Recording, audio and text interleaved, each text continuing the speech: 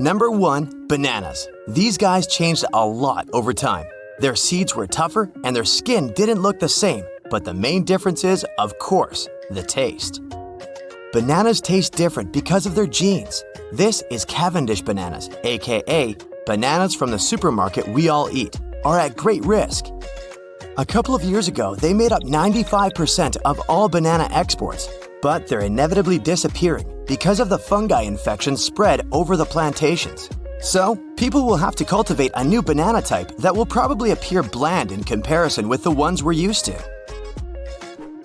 Do you like corn? A big lump with knobs. It has the juice. Right, but the original before selective breeding corn wasn't big nor juicy. It used to be a mere grass called teosinte, and its kernels weren't big enough to feed even a kitten, not to mention an adult human. And it wasn't that edible either. It had a hard shell, so the kernels weren't easy to reach, unless you had a heavy hammer to hit it a couple of times to open the shell. Luckily, some smart people started choosing the desired teosinte plant with the largest kernels. Unlike its ancestor, modern corn contains 4 times more sugar and doesn't taste like raw potato. Fancy mac and cheese? In 2016, a large manufacturer, Kraft, admitted they had changed the original recipe. No one actually noticed much difference, but the changes were for the better. All they did was replace artificial colorings with natural spices. This way, they added paprika and turmeric. I love avocado toast, but they would have been much different and way less creamy and delicate, but for, you guessed it right, selective breeding. It all started with wild avocados. Those guys were small, only about 3 inches wide, and that would have been okay, but the size of the stone was impressive. Not to mince words, there was almost no flesh. Roughly, one of today's supermarket avocados equals 10 wild avocados. And actually, grabbing 10 avocados for one toast is not the biggest problem. Wild avocado skin is far too tough to be cut, so you'd need a machete to make a toast. This one is not about taste, this one is about size. And when it comes to chocolate, size does matter. Sadly, in the early 2010s, the Snickers bar was reduced for the first time in over 80 years. Snickers lost about 11% of its original size, which equals 30 calories. For the rest, it's still the same old Snickers we all love. McDonald's food tastes pretty much the same wherever you grab it, but not whenever you grab it. In 1990, McDonald's switched to pure vegetable oil. But if you could travel back in time, you might have tried old-style McDonald's fries cooked in a blend of 93% beef tallow and 7% cottonseed oil. The classic Oreo cookie has had several alterations too. In the 1990s, they removed the lard and started using trans fats instead. About 10 years later, those trans fats were replaced by vegetable oil. Fun Oreo fact: double-stuffed Oreo cookies aren't double-stuffed in fact. A math teacher, Dan Anderson, assigned a cool task to his students. They weighed 10 regular Oreos, 10 double-stuffed Oreos, 10 mega-stuffed Oreos, and 5 wafers. Turns out, double-stuffed Oreos are only 1.86 stuffed Oreos. I love the soft marshmallow texture. Still, back in the day, they were even easier to chew. What we have today as marshmallows are the squishy gelatin pillows, right?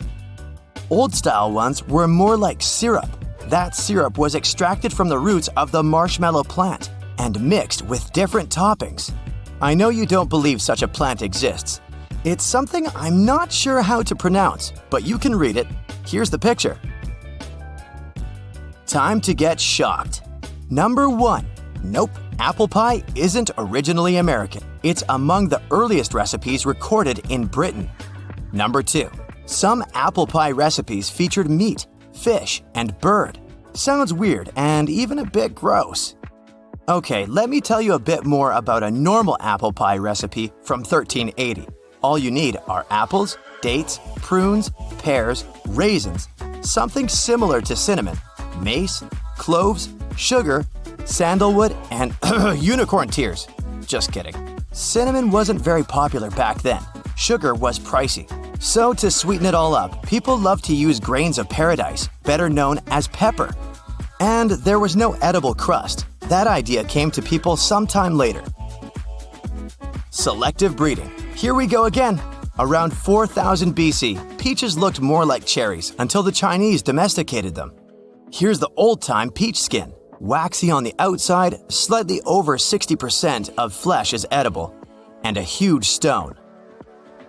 In 2022, there's no one around who tried the original cherry-like peaches, but scientists claim the taste was dramatically different, salty and even similar to lentils. With time, the peach evolved into a sweet, soft-skinned fruit with a relatively small stone. Eggplants. Today there's only one shape this veggie may have, but it used to come in a variety of shapes. Even the name derives from the fact that they were white and round. However, they didn't limit to one color only. They could also be blue and yellow. The great changes started when this veggie was domesticated in China, Thailand, and India. It's pretty clear the taste was different too. They say it used to be bitter and was used for medicinal purposes only. Ugh, I'm not really into eggplants today. I bet those of the past wouldn't be to my liking either. Hey, not all the changes are for the better. Sadly, we'll never try the original strawberry, but the studies claim that it tasted much sweeter before cultivation. The thing is, when performing selective breeding, farmers paid attention to the size, as the original wild strawberries were tiny and resistant to outer conditions. The shape of strawberries we know now is due to the mixing of two breeds, the original wild strawberry and the Chilean strawberry that was once brought to France. Let's travel to 10th century Persia. If you're a fan of carrots, don't even try to look for orange ones. They were originally white and purple.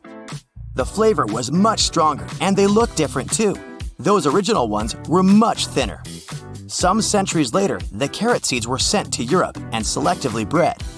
As a result, we have orange and way less bitter carrots now.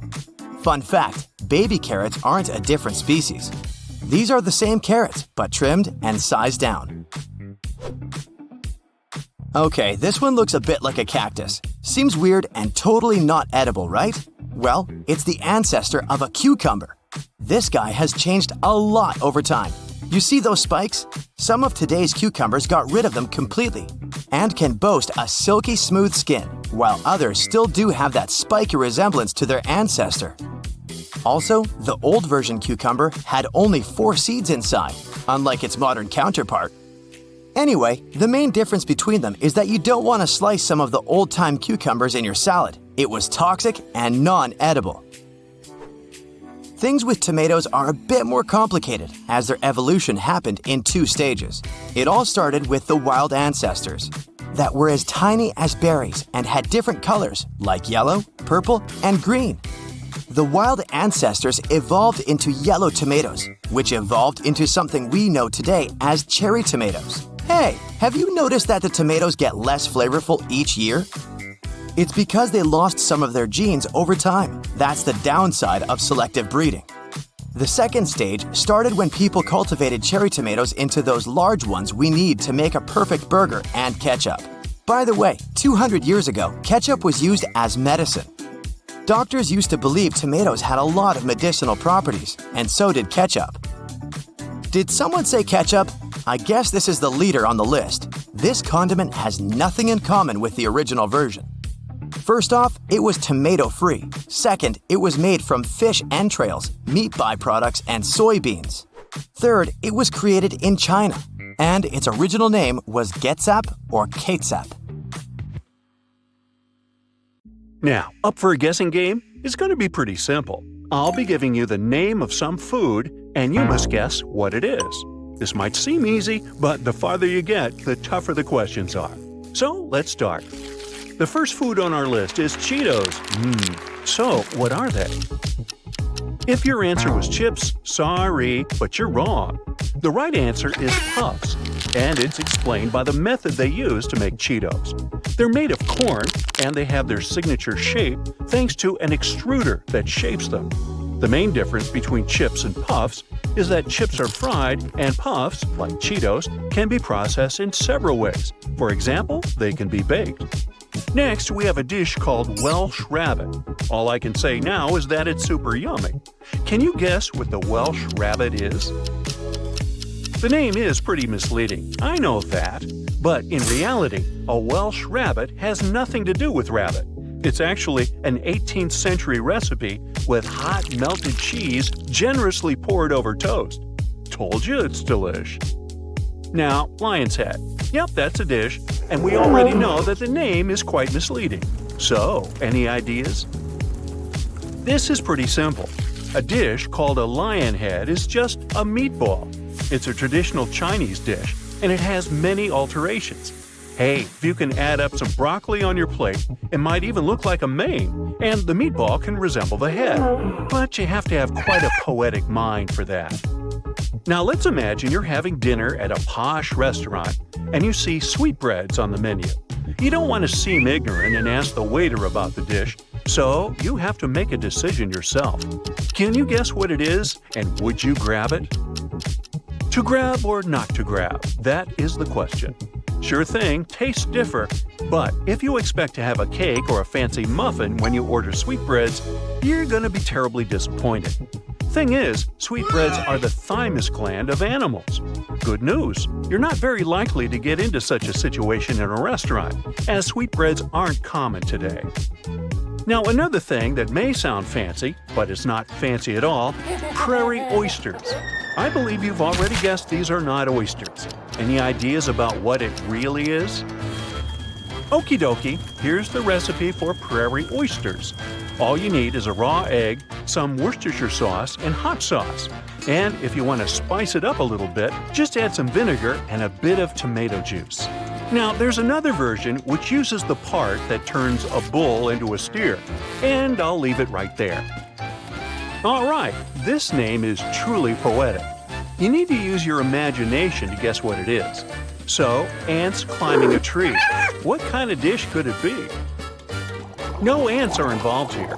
Actually, it looks very much like pasta bolognese, but it's a Chinese dish, Szechuan, to be more precise. It's made of ground meat that represents ants and bean noodles that represent trees. It's pretty hot as there is chili paste. There's no info about what exactly chili paste represents, but I guess it might represent a hot summer day. Next, we have a dish called bubble and squeak. This one seems pretty simple though. Just think about it. What can squeak when we cook it?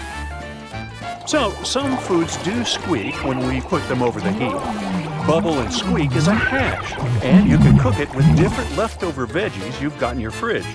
They say it's the cabbage that gives that signature squealing sound, but it's not the only ingredient for sure.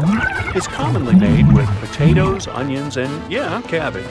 But you can play with the recipe of that. Now, what about a dish called hen of the woods? Any ideas? Nope, these are not chicken wings. It has nothing to do with hens or chicks, actually. It's a mushroom, and it has plenty of names, too. You can call it a ram's head, a sheep's head, a dancing mushroom, and even a monkey's bench. These mushrooms can be consumed fried, but traditionally they're considered to be medicinal mushrooms. They're usually about the size of a potato, but sometimes they can grow up to 100 pounds. So big, in fact, that there's not much room left. Okay, sorry. Congrats, you've made it through 50% of the questions. Next up is the parson's nose. Yeah, it's tough, so I'll give you some hints here. Pick one of the options. It's a dish made of veggies, it's a dish made of chicken, it's a cake. Time's up. Hen of the woods may not be made of chicken, but parson's nose definitely has some chicken in it.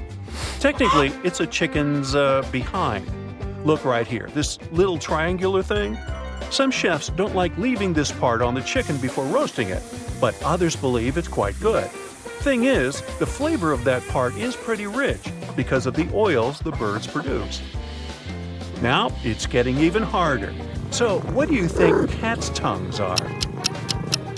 This one is pretty popular around the world. I mean, who doesn't like cookies? Right. Cat's tongues are the cookies that are popular in France, the Netherlands, and even the Philippines. There are different techniques of how to achieve this specific shape. Some chefs use pastry bags, and others prefer molds. The cookies are delicate and sweet and sometimes have a buttercream filling. They can also be served with ice cream and even dipped in chocolate. Ooh, yumbo! Egg hoppers is the next misleading name we have on the list. So, what's your guess?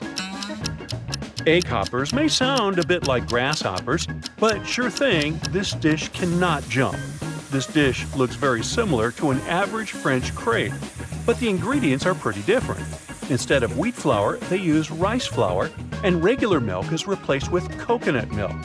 Not hard to guess, it's a dish that you can find in some parts of Southeast Asia and in India. Now we know that egg hoppers don't relate to grasshoppers, but what about a grasshopper pie?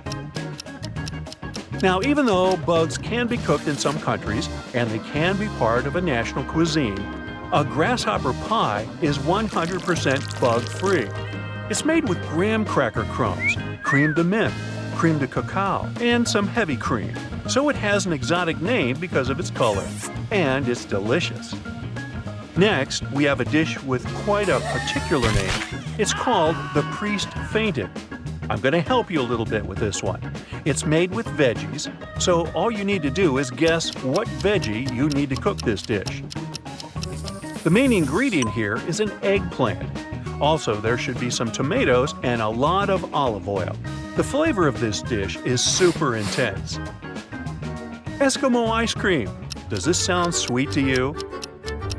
Well, sorry to break it to you, but you won't find this one in an ice cream parlor. Yeah, it has some berries in it, but it also has some reindeer fat, seal oil, and even some ground fish. They say the texture is nice and pretty creamy, but it still doesn't sound like a dessert. Next up, egg cream. You might have already guessed that it has neither eggs nor cream. What could it be? First off, it's a drink. It's made of some milk, fizzy water, and any syrup to your liking. Typically, they use chocolate or vanilla syrup. It's mostly a fountain drink. Some entrepreneurs tried to bottle it, but to keep it as refreshing as it should be, the ingredients should be mixed right before you drink it. Ah, the last but not the least, the final thing to be guessed here is Bombay duck. So, what do you think it is? For some unknown reason, it's fish, lizard fish to be more specific. In Sri Lanka, people dry it first and then consume it. Otherwise, they temper it, fry it, or can even cook it as a curry. Well, that's it for today. Share the most deceptively named foods you know in the comments.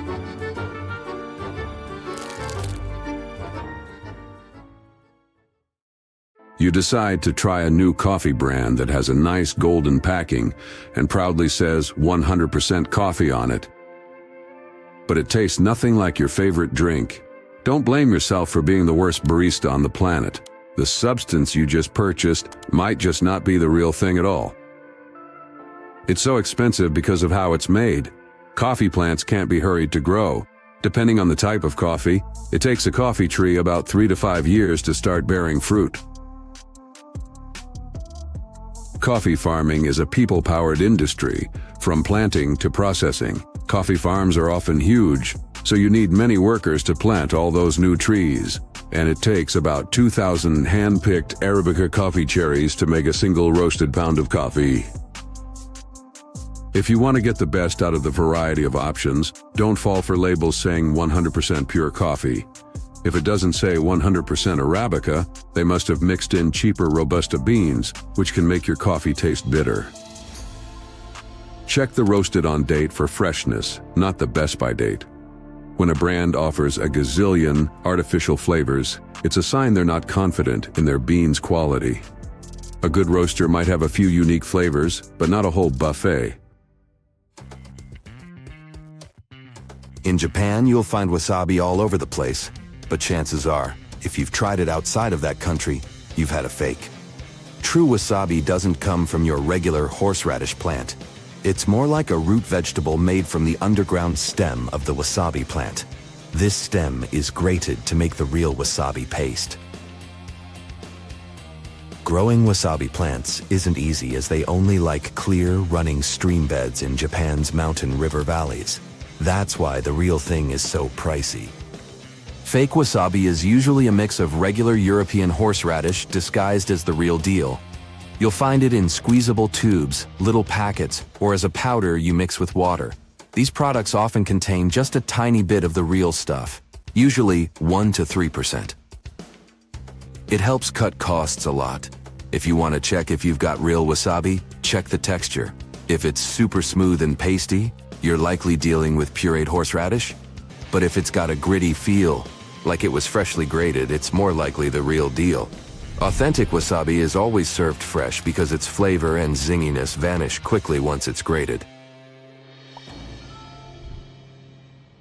The only Parmesan that you can really call this way gotta come from the Emilia-Romagna region in Italy, especially Parma, or a certain part of Lombardy. There are only about 300 certified dairies in that area that can make genuine Parmigiano Reggiano. And they've got to age it for at least a year to get those super important umami flavor crystals going. Some of it ages for up to 100 months or longer.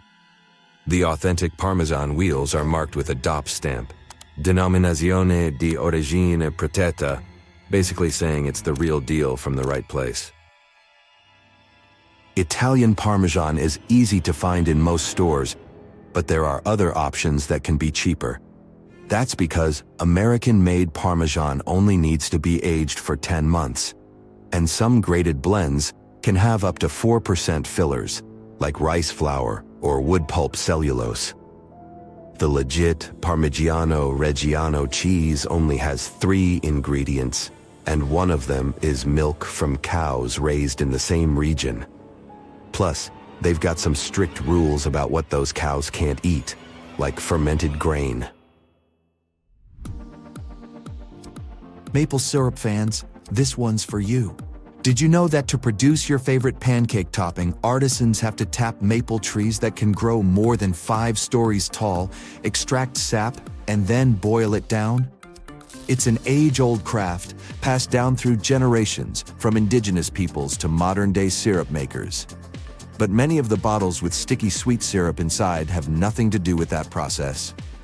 Pancake syrup, or table syrup, is a mix of corn syrup, caramel coloring, and flavoring.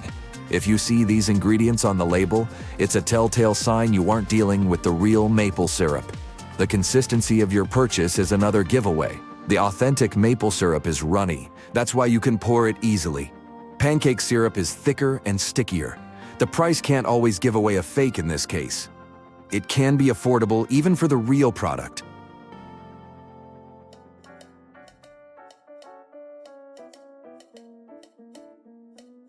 Another item that often gets counterfeited is designer bags.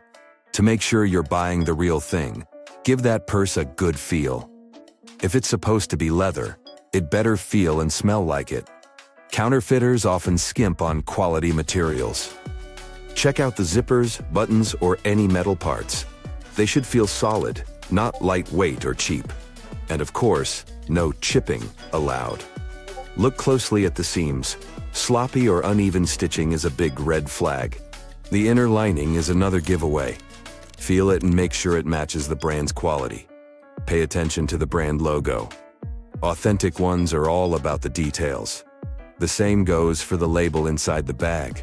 Get familiar with how it should look so you can spot any slip-ups. Check the number and placement of pockets. Each model has its own design. If it doesn't match up, something's fishy.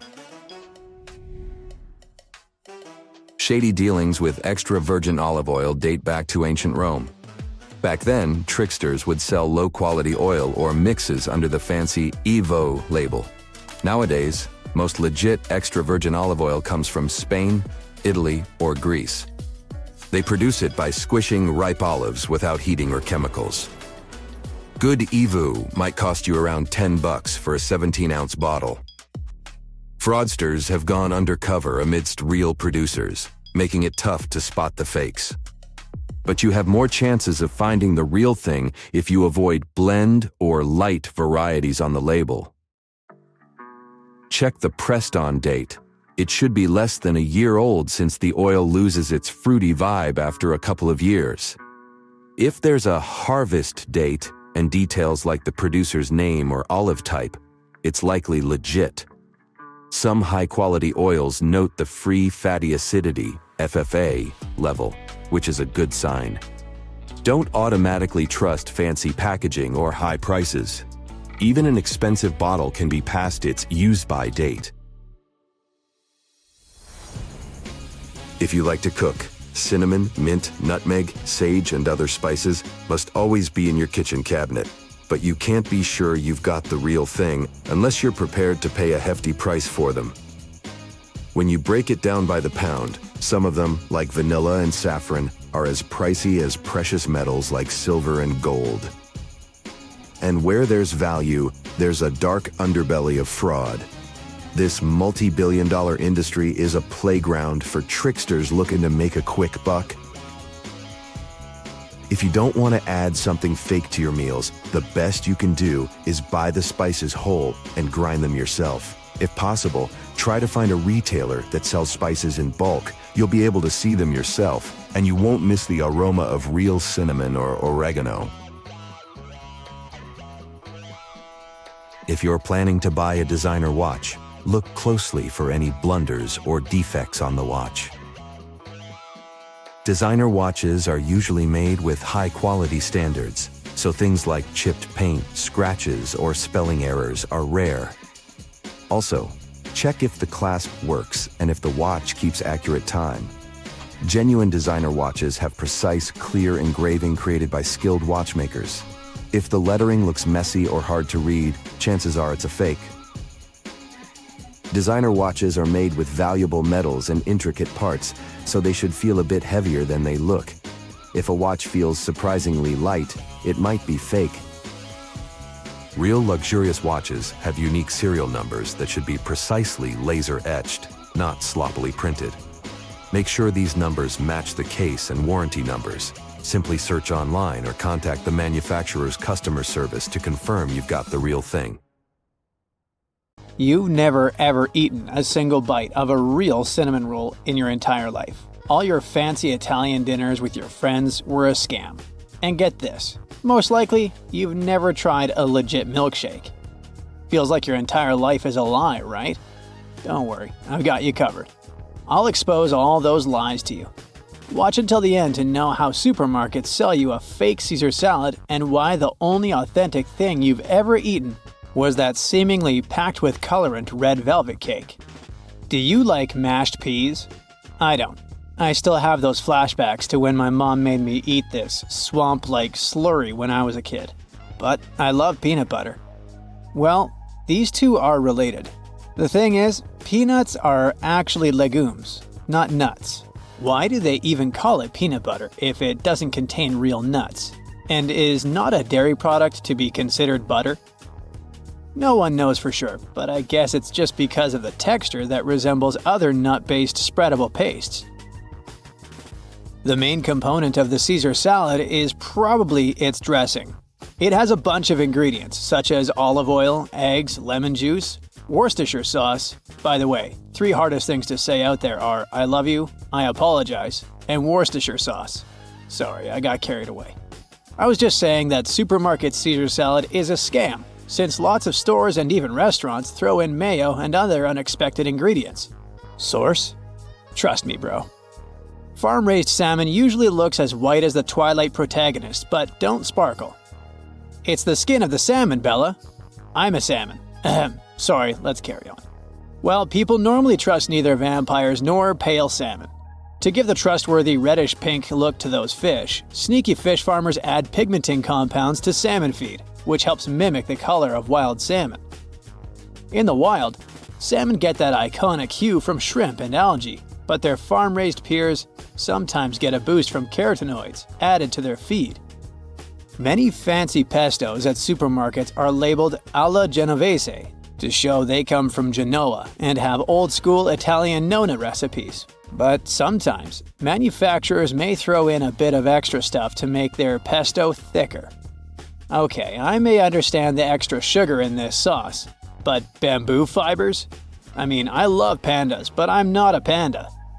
Some time ago, American journalists hit up 25 sushi spots in NYC and LA to see if we were really getting the sushi we paid for. They visited those big shot celeb hangouts and local joints and collected samples. Ordered sushi and then sent them off to a lab for some DNA testing. If that was a TV show, the results would sound like, "You are not the father." The thing is, 68% of the samples were not what they claimed to be. It was often a cheaper fish. In NYC, white tuna usually turned out to be escolar, also known as the X-lax fish, because instead of a nice aftertaste in your mouth, it can create a number 2 emergency. This fish is banned in Japan and Italy, but totally legal in the US. Things are even worse with wasabi. 95% of wasabi served in sushi restaurants is a knockoff. Yep, instead of fancy traditional Japanese stuff, you've been fed a cheap mix of horseradish, mustard flour, cornstarch, and green food coloring. Restaurants swear it's all about volatile compounds the real wasabi paste has that breaks down within minutes, but I have a bad feeling they just want to optimize costs as much as they can. If the apples you buy in supermarkets were kids, at the age they're sold, they'd be able to walk. While some produce like spinach is super fresh, apples often spend a long time in cold storage before hitting the shelves. In the US, apples are usually harvested between August and September. They're picked slightly unripe, treated with chemicals, waxed, boxed, and then stored in cold warehouses for up to 12 months. In the US, the average supermarket apple is 14 months old, while in other countries, let's say Australia, they're slightly younger and are only around 10 months old. Red velvet cake color is all about chemistry. Cocoa powder has an antioxidant known as anthocyanin, which is sensitive to pH levels. It can react to both acids and bases. Buttermilk and vinegar, which are also part of the recipe, are acidic, so due to this simple reaction, the whole mixture gets a dark red hue. The resulting cake has more of a reddish-brown shade though, rather than bright red. The only problem is that it's difficult to replicate the natural reddish-brown color since most brands use an alkalizing agent to neutralize acidity during processing. And to get that color, cocoa powder must be raw. You see what I'm driving at, right? Those cakes you grab at your favorite coffee shop are packed with artificial food coloring. Stop calling these orange and yellow prepackaged slices cheese. Not only is it an insult to camembert, cheddar, and other cheese varieties, but it's also incorrect in terms of legal regulations. Even the FDA refuses to classify this product as real cheese. It contains less than 50% of actual cheese, with the remaining ingredients being fillers and additives. I guess those slices deserve their cheese product name. Many commercial blueberry products don't actually have any blueberries in them. Instead, they're full of sugar, corn syrup, and artificial flavors. Even big brands like Kellogg's and General Mills were guilty of that. But still, there are many real deals. Just make sure to check the ingredients list for the real blueberries, and remember, the best ingredient that can be put in a blueberry pie is your teeth. Let's normalize purple carrots, shall we? They used to be the norm. It wasn't until Dutch growers started some vegetable experiments that we ended up with the sweet orange carrots we all know today. The Dutch were on a mission to create a carrot that showcased their national colors, like orange for the House of Orange. Their carrot breeding efforts paid off, and soon the orange carrot was all the rage, pushing aside purple and yellow varieties. That canned pumpkin you grab every year isn't really pumpkin, or at least not always. Most of the time what you're getting is actually squash. The FDA doesn't care to differentiate between pumpkin and squash on food labels, so companies go for the tastier and more compact squash instead. The US has rules for grading and processing milk products to keep them safe to drink and prevent sickness. States can change the rules a bit, so you might see raw milk for sale in California, but never in Florida or Illinois. So, your favorite milkshake might not actually be a legal milkshake if it has too much or too little milk fat. Here's why McDonald's sells not milkshakes, but just shakes, as they're made of a soft-serve ice cream mix. There's this shocking truth about Dairy Queen. Despite serving the iconic Blizzard, they technically don't sell ice cream. The FDA's regulations require a certain amount of milk fat for a product to be classified as ice cream. Dairy Queen's soft serve falls short, only containing 5% butterfat, so they embrace the term soft serve for its frozen treats. Your cinnamon rolls are a lie. They don't have any real cinnamon in them. Many commercial cinnamon rolls use a less expensive variety of cinnamon called cassia, which is closely related to true cinnamon species. Portobello mushrooms are not a unique type of mushroom, but rather mature cremini mushrooms that have been allowed to grow bigger in size. So here, we've only got the age difference. The belief that churros are Mexican is yet another food misconception. The origin of churros is still a mystery, with varying claims as to who invented the popular pastry. While some believe it was Spanish shepherds, Portuguese sailors, or Chinese individuals, there is no definitive proof to confirm any group as the original inventors. Some truffle oils out there actually have real truffles in them, but most of those you see in stores use this synthetic stuff with a complicated name instead. It basically mimics the taste and smell of real truffles, so companies can make truffle oil without breaking the bank. Is this safe to eat? We sometimes see strange dots on our potatoes and wonder if we should just throw them away. Here are 10 eat or toss facts. Did you know that every year 119 billion pounds of food is wasted only in the United States? To put it in perspective, this number means nearly 40% of all food in America is wasted. People throw away food if they don't have confidence in the ingredients. They're being cautious, and it makes sense. But what if the food is safe to eat and only looks weird? The first item on the list is beef. When it comes to meat, people naturally get extra cautious. Imagine you buy some raw beef in the store. Later on, you realize it's got some brown spots. If you toss it immediately, hear me out. This is normal. In fact, you can see brown layers also inside the beef. Bright red color equals fresh meat, huh? Not necessarily. When the meat is first cut, it's maroon. If the meat is quickly vacuum packaged, it will keep that shade. But if the meat is exposed to air for like 15 minutes, then oxygen will cause a change in the look to red. The redness can turn brown when the biochemical reaction starts. This can take a few hours. Workers at the grocery stores grind the meat several times a day to achieve that bright red color because they know consumers are cautious about maroon-looking beef. If the beef is wrapped in an oxygen-permeable plastic, it turns bright red after exposure to oxygen.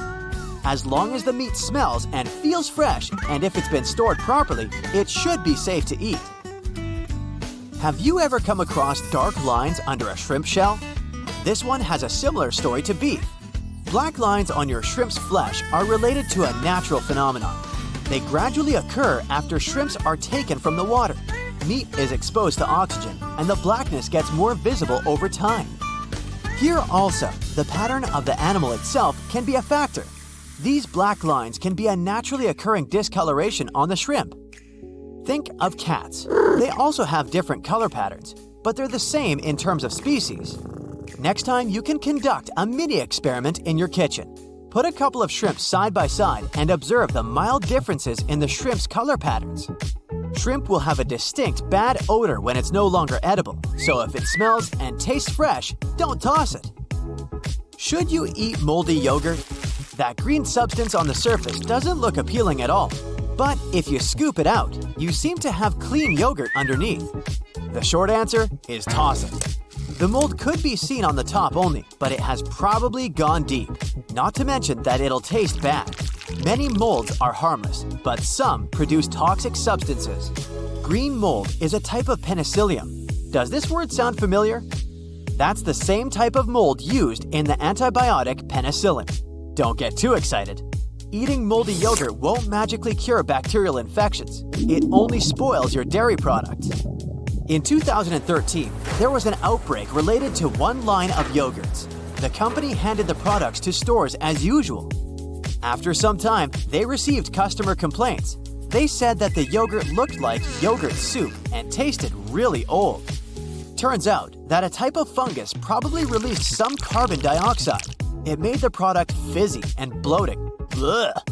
The company and another independent scientist both said that this fungus in question wasn't usually harmful to people. Yet, more than 200 people reported becoming affected by it. So, these sorts of things can still happen. You should trust your spidey sense. If you've ever been lucky enough to see some mold in a freshly opened package, reach out to the manufacturer. you'll potentially save others from facing the same scenery by notifying the company about a systemic issue and preventing potential future product waste. Plus, the company probably wants to make amends and either reimburse your sad yogurt with a happy one, or better, they'll give you coupons for free products. Why do avocados sometimes have brown dots inside? Technically, it's edible, but you might not want to eat it. Avocados are a source of many vitamins like C, E, K, and B6, as well as healthy stuff like magnesium, potassium, and more. The avocado works hard to become such a health storage. Nutrients, water, and sugars wander around this fruit. Yes, technically, avocado is classified as a fruit. Anyway, avocados have their own transport channels, like veins. These channels are normally invisible to us. Until something goes out of the ordinary, the avocado may be stored in too cold temperatures for a longer time than it should. As a result, the tissue cells might be weakened and start to deteriorate. Experts say that after the fruit is harvested, if it stays in the refrigerator for a few weeks before you buy it, vascular browning can occur. This phenomenon becomes visible after you keep the avocado at room temperature for a few days. Don't be hard on yourself, it's not because of you. So, should you eat it or toss it? You can eat the brown dotted avocados, but you may want to taste them first. They might not taste good compared to a regular one. What about the white area under the potato peel? Eat or toss? This area is also like dark bruise marks, but it's not black. If the outer layer of the potato looks normal, that odd-looking white knot is not mold. The moldy potatoes deteriorate. They'll get softer, wrinkled, or squishy. As long as the exterior of this potato appears clean and regular, there's probably no harmful microbial growth inside of it. These strikingly white areas can be shaped due to potatoes being bruised, possibly in the field during the harvesting period. To sum up, you can eat it. There's also an issue of white smears coming out when we slice potatoes. You see the marks on the cutting board? Experts say that some potatoes have a higher level of water and starch content. As a result, your cutting board gets a bit messier than usual. No need to worry about it. I'm gonna carry on with another form of potato. Not because I love every version of potato and I can eat it in all meals from breakfast to dinner, but because I want to know, what are those brown spots on potato chips? Should we eat or toss them? Consider these as minor imperfections. They don't affect the safety of the chip. They're there again because of the bruises they get or as a result of frying. Sometimes you see that your garlic is trying to make more garlic out of itself. Yep, it has sprouted. The question is it okay to eat sprouted cloves, or should you toss them? If the green sprout is in the center of the garlic clove, that's fine. Be aware that the taste of the garlic will be stronger than it usually is. It will still be perfectly okay in a cooked meal, since it'll be alongside other ingredients. The taste shouldn't be that harsh. Can we eat an apple with worms? Most people can't even stand the idea of accidentally eating an apple with a worm, but that's a cultural thing. So the answer is yes, we can eat it. After all, worms add a little protein to the fruit. These animals don't carry any harmful parasites. They make their way into the apple. The entrance point of the fruit might have an off flavor since it got sort of rotten in time. Besides the taste, the rotten part is all safe to bite. What might not be so safe is eating the fallen apples though. Those have probably been hanging out on the ground for quite some time. This period might be enough for the harmful bacteria from the soil to sneak into the apple. There were some cases where people experienced health issues by drinking unpasteurized apple juice made from dropped apples. Yeah, the ones that interact with unhealthy bacteria.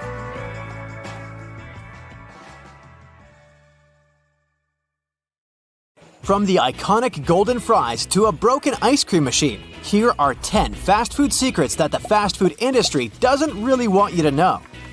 Chicken nuggets. Those golden crispy bites you can get from fast food chains. They're even on the menu of school lunches. What if I tell you that they aren't actually made entirely out of chicken? Researchers took chicken nugget samples from unnamed fast food chains and analyzed them. They said that one sample, for instance, contained only 40% and another 50% of meat. The rest? Well, you're eating mouthfuls of things like fat, connective tissue, and bone spicules. Many fast food companies grind the meat with that stuff. They make mechanically formed orbs of chicken parts. Why? Perhaps it's because this method is cheaper and more profitable. Millions of restaurants worldwide have chicken nuggets on their menu. So, scientifically, it's not fair to say all nuggets are made this way, but a lot of studies imply so. The more the meat is processed, the more you lose the good stuff, like vitamin B6 and B12. The bitter truth is that companies add stuff, such as sodium, to the mixed paste.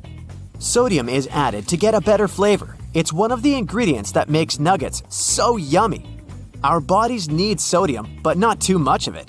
Unfortunately, most junk food contains more than our bodies can handle. So it might be a safe option to avoid eating these sorts of foods frequently. Chains dip their nuggets into tempura batter and fry them in hydrogenated oil. That's also not a green light regarding health, but this is how they catch the golden tint.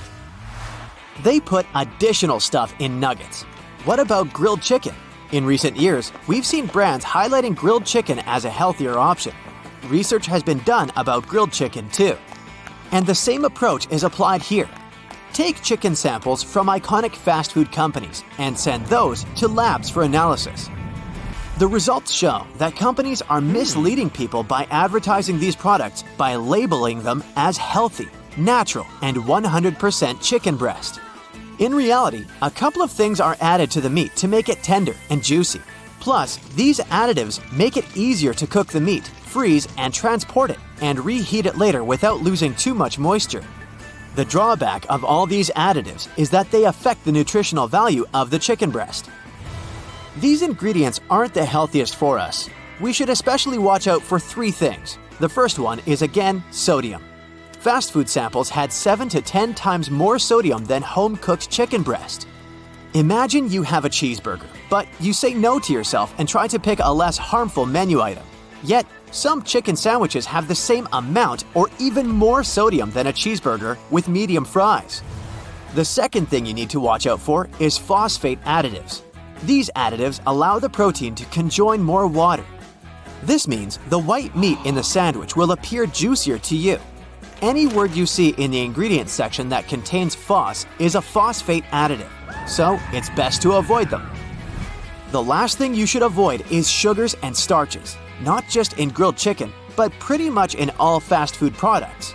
Oh, that's hard to digest, I admit. Cornstarch, sugar, malt, they come with grilled chicken breast. Buns and even some fries have sugar too. Everywhere I look, it's sugar. You see, home-cooked chicken has 0 grams of carbs, but the study samples had added sugar and up to 10% of the calories in the chicken breast comes from there. So what's the moral of this story? If you're a health-conscious diner, you should maybe go for other options. There are secret recipes from companies like KFC and Coca-Cola.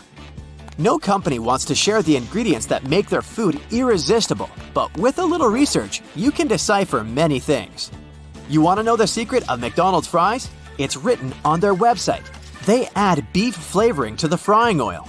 This may sound weird, but apparently, that's a known practice amongst chefs and restaurants. Duck fat has also been used as a flavor, for example, in high-end restaurants. I'm a fries lover, so I added another fact about fries. Sadly, they're even saltier than you think. Experts suggest that a grown-up should consume at most 2,300 milligrams of sodium daily. Guess the McD's large fries sodium number. At least 400 milligrams. Classic fries from Burger King have 732 milligrams, and Five Guys take the level even higher with 962 milligrams of sodium. Next time, maybe you can ask workers to go easy on the salt as a solution. Picture this. You're in a hurry, but your tummy says, "Feed me, or I'll affect your mood and make life miserable for you." For a quick snack, you enter a fast food chain restaurant. You order your favorite burger. It looks and smells as if it's just been taken from the grill and served. Nope. They have different types of grills designed for this that can cook meat super quickly. Sorry to bear the bad news, but those perfect grill marks on your burger aren't real tools. The factory adds them. If you want to know how clean an eatery is, look under the ice chute of the soda machine in places where you can get your own drink. There you go, Inspector. You solved the case. Various studies say that if such machines aren't cleaned correctly, dirty, contaminated ice can lead to some health problems. There could be mold or bacteria there. Ew! The process of cleaning ice machines isn't easy. The same thing applies to ice cream machines too. Rumor has it that those ice cream machines aren't out of order. Employers just cannot find time to clean them properly. Now, what's the best time to get a good and fresh meal? Here are two opinions, and they both have solid reasonings. The first team recommends avoiding ordering grilled food in chains from 7 to after midnight. Many former employees say that sometimes they had taquitos or hot dogs prepared at around 4 or 5 a.m., but kept waiting to serve them till around midnight. That's not healthy. The other team says you should order between 11 a.m. and 1 p.m. or between 6 p.m. and 8 p.m. to get the freshest meal. Since it's going to be around lunch and dinner time, there'll be circulation and you can get decent food. Fast food companies have marketing, design, and psychological tricks to lure you in and make you order. Yet, they don't want you to stay inside for too long. If you were dining in mood lighting, you know under dim lamps and candlelight, you would take your time to eat. As the name suggests, you should be fast like your food in chain restaurants. They have fluorescents and they're in full light. Similarly, the floors and tables have reflective surfaces that make food look nice and bright. Plus, music is usually fast and loud. It's done to prevent you from spending hours there.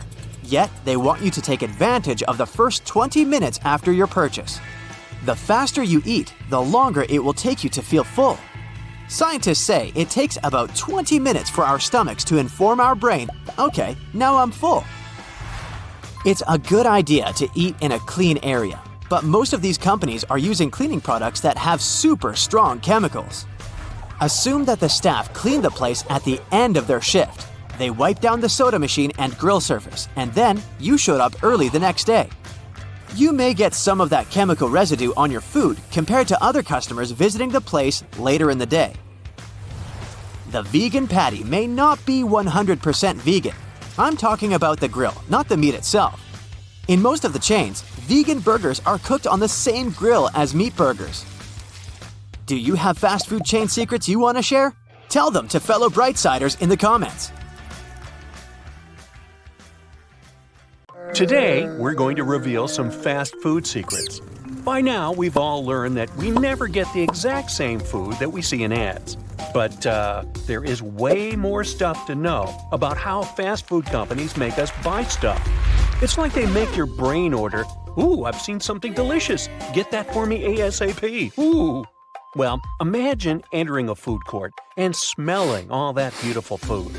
As you walk by, one smell stands out from the others. Fresh baked Cinnabon. Yeah, they do bake them, but the smell that reaches your nose doesn't come straight from the oven. Cinnabon bakery chains place their ovens near their front door to attract customers. That smell isn't just coming from the oven, though. The staff heats baking sheets with sprinkled cinnamon and brown sugar to keep the sweet aroma in the air all day long. These smells make you feel hungry, even though your stomach isn't empty. Let me introduce you to aroma marketing. The aim here is to make products irresistible. Did you notice the unique scent of crispy fries from McDonald's? It's the same smell in all stores worldwide. This is a pre-planned strategy. You smell these aromas and your body increases ghrelin production. Ghrelin is the hunger hormone, by the way. Your stomach produces it. So yeah, these smells can stimulate your appetite. Another strategy to lure customers is to use the power of colors. They also trigger your appetite. Think about the most famous fast food restaurant logos and the colors used inside and in their branding. Slogans, mascots, or meals can change, but nearly all well-known fast food chains go with a similar color palette. There's no coincidence. Research proves that these warm colors activate your hunger. Also, they grab your attention. Think about it as a traffic light or a stop sign. You kind of want to stop. Now, in the past, people burned many calories to find food. Are you going to hunt some animals and gather some herbs? No. You just need to walk into a cafe around the corner to get your food in 5 minutes. Since this food is not expensive and is served fast, your brain's reward system favors it. Convenience is also addictive, like sugar. Brands are aware of this, and this leads us to the next fact. Businesses know how our brains work and manipulate them. If you're asked if you want to have a larger size of fries or drink, it's likely you'll say yes. Every brand earns millions of dollars just by upsizing the menus, for instance. Upsizing costs less, but oops, you've actually just spent more than you intended. The pricing format and dollar menu are also a part of this trick. You see numbers advertised as only $5.89. It's almost $6, but your brain associates it with the number 5 because you see 5 written there, not 6. Plus, the currency signs are sometimes small and hard to read. You go for a la carte option, but they're placed on the sides and extra value meals flash out. When you look at the prices, a place in your brain called the orbitofrontal cortex takes control. Research shows that when a person buys something, knowing there's a better deal among the options, the brain activity shows signs of pain. There's a good offer, but if you take it, you end up eating more. Maybe you only want to buy a burger and you end up with fries and a drink. On the other hand, it's good if that was your intention all along. I can't argue with that. Do you know that your burgers are wrapped in grease-repelling paper? This means that this paper might contain harmful chemicals. Researchers tested samples taken from 400 containers and wrappers from fast food chains. They discovered that 38% of sandwich and burger wrappers contain fluorine, a rather toxic substance. And it's not just sandwich and burger wrappers. They found that 56% of dessert and bread wrappers and 20% of French fry sleeves contain fluorine. So, sadly, not just fast food, but also its packaging can be harmful. Now here's another trick. When you're on your way to get a snack from the drive-thru, the machines will recognize your license plate, and based on your previous purchases, they will flash similar options in front of you. Another thing about drive-thrus is that they place cameras there. Sometimes you just talk through the buzzer. You can't see the staff, but beware, they can see you in some chains. Those use devices like magnetic sensors to notice vehicles. Then employees get notified via their headsets. They press a special button to activate their mics. Without sensors, cameras, and windows, how could they see you coming? They aren't psychic. Don't worry much though. Employees probably don't care what you do. I mean, they have a million other things to do instead. Now, let's assume you get a burger from the drive-thru. You have grilled meat in it. Wait a minute, is it really grilled? Shocking news, they add a solution, sort of a sauce with a grilled flavor to the meat, and make those fake grill lines on it. They can't grill meat at such short notice, but people like this look, so they go with this option. Speaking of faking it, fast food is very processed. I mean, the flavor in the burgers and nuggets is often gone in the process level of processed. To compensate for this, companies add special chemicals to give the food taste and aroma. Now earlier, we talked about the tricks companies use in drive-thrus. It's time to reveal the secrets of self-serve kiosks. You tend to spend more when you order your food via these kiosks. Restaurants expect that you'll spend about 20% more. The system in these kiosks is designed to upsell. Cashiers ask you questions, but while using a self-service kiosk, you don't feel rushed or maybe judged for your orders and choices. A lawsuit was filed in the U.S. about one fast food chain's tuna sandwich. It turns out that the ingredient advertised as tuna had no tuna in it. This was concluded by tests run in independent labs with multiple samples taken from this chain in California. The fast food chain said the claims didn't reflect the truth. So, we'll just wait and see. A fact about nuggets is here, and it's proven. This one might be hard to digest, but they often don't contain chicken. Scientists have tested them, and what they found is often only 50% meat. Apparently, there's a thing, sort of a process, called mechanically separated meat, and the remaining product comes from there. Fancy eating a Blizzard cone or parfait from DQ? No one could stop you, but you should know that technically, what you're eating isn't ice cream. Dairy Queen Soft Serve has 5% milk fat. The FDA says that a product has to have at least 10% of milk fat to be considered ice cream. But the company isn't keeping this fact to itself. It's written on its website. Now, what about discount coupons or free products? It's all part of the plan. Some people go to restaurants with coupons. They think, I might also get this or that since I'm already here. Most of them buy something else, and the item they buy is often more expensive than the free item on their coupon. Now sometimes, people want to go with healthier options in fast food chains. They might miss the point that healthy might not be healthy at the end of the day if the person orders a sauced chicken salad. They might end up having more calories than they would get from a burger. On top of this, healthier options often cost more in comparison to regular items. Anyway, this is an ever-lengthening list. After all, the fast food industry is huge. We're talking billions of dollars. Maybe that's why it comes with a lot of secrets behind the scenes. We've been talking about all this, and now I want to order a burger.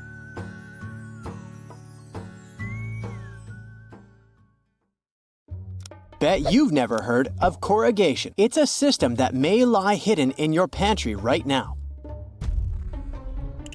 Ever notice those bumps on food cans? That's exactly what they're called. And they're not just for aesthetics. First off, they make the can extra strong. That's because they can help it from cracking during the manufacturing process. Plus, these corrugations come in handy during delivery, acting like a shield to make sure there's no spillage. They're also useful in the long run because they help keep the cans in their original shape. Even when things get too hot or too cold, these corrugations let them breathe a bit. They expand and contract without breaking the metal. You may not notice any cracks on regular cans, but even the tiniest of openings can leave a way for nasty bacteria to get in contact with the food. Not to mention, they create this little air gap, so when you pop the can open, everything slides out smoothly, without you having to put in that much effort.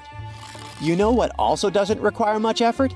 Hitting that subscribe button and liking this video. You know there's a plant out there that's so eager to reach the sun, you can hear it grow? Rhubarb, just before it's picked from the fields, soaks up all the sun rays it can get to make glucose. After this sunbathing session, it gets transported to dark sheds. Inside, it keeps on growing and uses the stored glucose as fuel. Nothing out of the ordinary so far, but in that dark, cozy, and warm place, rhubarb starts acting weird. That environment pushes the plant to stretch itself out in hopes it will find sun rays again. It happens so fast that you can actually hear the buds and stalks making noise as they pop open. To make sure this process goes smoothly, there's no light allowed. If light hits the rhubarb at this point, it will start photosynthesizing again and go bitter. Speaking of everyday groceries, you might have noticed that veggie bags come with some green stripes. Know that it's a sneaky optical trick. Those stripes fool our eyes into believing the veggies look way greener than they are. And it's not just veggies that get this special packaging. Oranges are often sold in red mesh bags for the same reason. Lemons? They go for yellow or green bags for that same pop of color. If your cooking skills aren't that good and you're just afraid you're going to mess up dinner yet again, stick to mushrooms. That's because they're almost impossible to overcook. Unlike other vegetables that turn into mush when overcooked, mushrooms are way more resistant. They've got this interesting substance called chitin, a molecular structure that works like an armor. So you can cook them forever. They won't burn.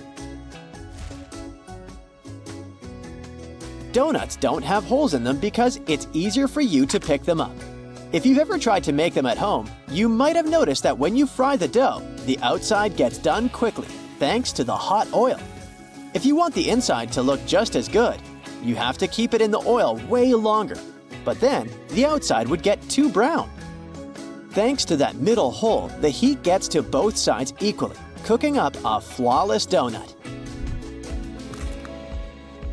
Here's how that small piece of paper makes it into your fortune cookie. First, they bake these cookies flat, like pancakes.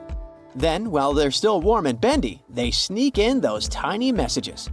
As the cookies cool down, they toughen up and keep their shape, trapping the fortune inside like a tasty time capsule. One legend has it that these Asian treats were initially intended to help people send all sorts of secret messages without causing any suspicion. Here's a little tip for whenever you're buying lunch at a fast food place.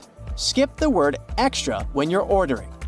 The moment you speak that term, you're tempting the employees to charge more. Instead, go for something like, "A little more, please," when you're getting a special burrito bowl.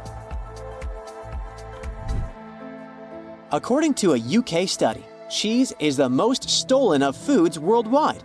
It's estimated that around 4% of all cheese just vanishes from stores. And no, it's not mice doing the stealing, it's people. Why? Because cheese is becoming more and more valuable.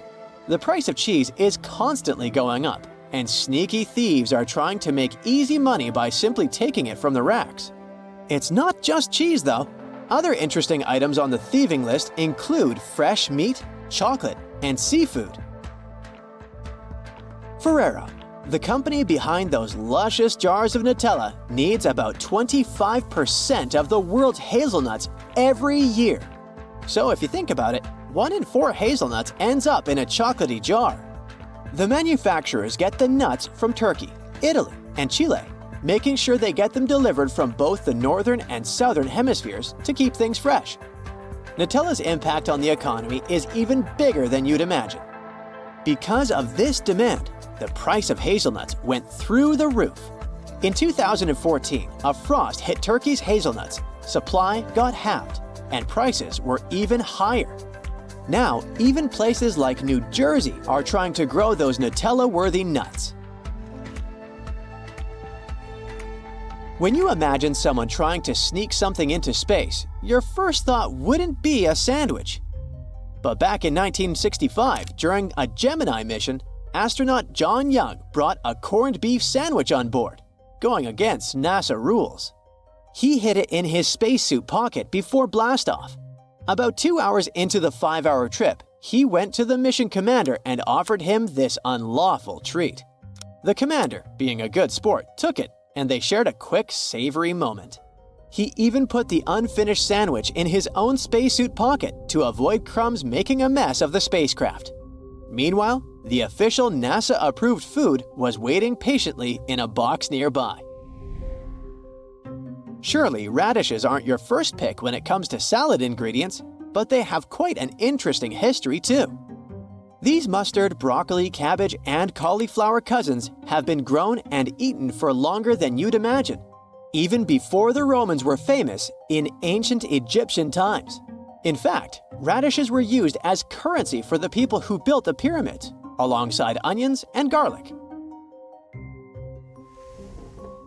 You'd think the English are champions when it comes to drinking tea, but you'd be wrong. Turkey is in fact the tea capital of the world. Every Turk drinks an average of 1,300 cups of tea each year.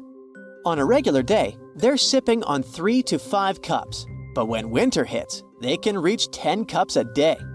Locals claim tea is like a social custom for them.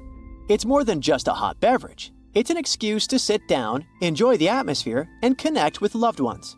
When it comes to types, black tea is preferred. There might be a magical drink hidden in your fridge. It's tonic water, and it might be able to glow in the dark. If you're curious, test it out with some ultraviolet light. The secret behind this glow is pretty simple. Tonic water has quinine, a chemical that lights up under certain conditions. Quinine was used back in the day to treat certain health problems. The stuff was so bitter that some people started mixing it with sugar and soda water. In simple terms, things glow because they absorb light energy, gets all excited, and then releases it as visible light. Quinine in tonic water absorbs and releases energy, making your drink look like it's from a fairy tale. There's an interesting connection between what we hear and what we taste. Scientists investigated and found that people worldwide link certain sounds with specific flavors, and they call it cross-modal correspondence. High-pitched sounds match up with sweet and sour tastes, while the lower, jarring sounds go hand in hand with bitterness. If it's staccato, think crunchy, and if it's smooth and flowing, think creamy. Some even found music that can enhance the taste of chocolate. In this study, when people listened to a high-pitched, sweet soundtrack while eating chocolate, they thought it was sweeter than when they'd heard a lower, more dissonant soundtrack.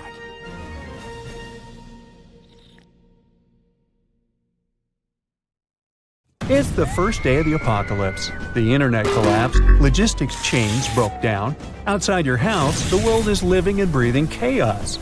You need to think fast. You gotta make sure your provisions will last until who knows. First off, make sure to stockpile your share of pemmican. It's like a beef jerky with a lot of extra nutritional value. Pemmican is an invention of the indigenous people of North America.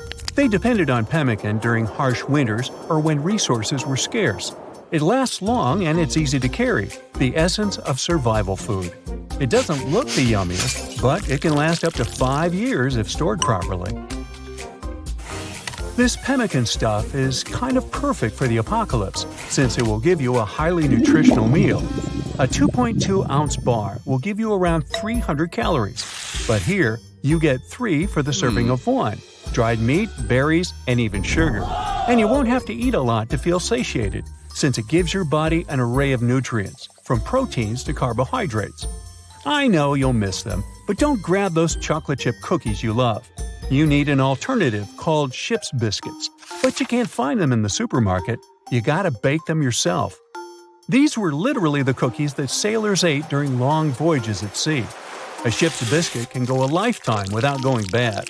There are records of biscuits that lasted over 80 years. The deal is that when sailors went to sea, they didn't know exactly when they would set foot on land again.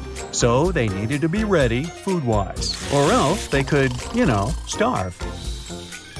Bakers came up with this simple recipe. These cookies are mostly made out of salt, flour, and a bit of water. But the secret here is that the slow baking method takes all the moisture out of it. The little holes on top help to get the moisture out during the cooking process. A medium-sized person can survive on 8 ship's biscuits a day. But there was a downside. These cookies were so dry that one might break their teeth while eating them. And extra attention is advised since there could be bugs hidden in the holes on top. So, before munching on those cookies, make sure to shake the pests out of them. Ever heard of a soup you can carry around? Well, portable soup is an ancient secret that needs to make this list. Portable soup is hard and condensed. It's a type of solidified broth, like a bouillon, made essentially of meat. You need to cook it slowly, with any type of meat high on collagen. While cooking the meat, it will release its taste in the water in the pot. After about 18 to 24 hours of reduction, you'll get a gelatin-like nutritional substance. When this cools down, it turns into a plaque that you can cut down into smaller tablets. To eat it, you just need to find some hot water and put the meat tablet inside of it. It would release all the condensed nutrients in it, giving you a warm, hearty, and highly nutritional meal. If you attempt to risk your life and go outside to buy provisions, don't forget white rice. This variety of rice can maintain its nutrient content and flavor for up to 30 years. White rice is better than other varieties, such as brown rice, because of their natural oils. Now, let's say it's been a year into the apocalypse. You've gotten used to your new lifestyle at this point. You go outside to hunt for some fresh meat, but you run into a bear. But since your nutrition is up to date, you have all the energy you need to escape it, and you can thank kamut for that. This ancient grain contains up to 40% more protein than modern wheat, and it's richer in zinc, magnesium, selenium, and healthy fatty acids. It's not called high-energy grain for a random reason. It's easy to digest and provides more energy than regular wheat. Quick thought here. While we're speaking about survival food, we're not just thinking about things to fill your stomach. We need to think in nutritional terms as well as psychological ones, which means Jell-O. It may sound superficial, but don't underestimate the need for comfort food during the end of the world. Since it's made out of an industrialized powder, it lasts for a pretty long time. Plus, it's a source of collagen. This will help your bones to remain sturdy. Make sure your pantry has salt and sugar. Salt has been used since humans discovered it helps to preserve the shelf life of meat and stuff. That's why Egyptians used it in their mummification processes, so it would slow down the decaying process. Now, sugar can be stored for an indefinite period of time. Make sure to get a top-quality refined sugar, though, and store it somewhere without any type of strong smell, since it absorbs the scents around it. Both sugar and salt keep bacteria and mold from growing. Now keep in mind, moisture is one of your #1 enemies in the apocalypse, even worse than zombies perhaps, simply because moisture allows for bacteria and mold to prosper, and these guys end up eating all your food.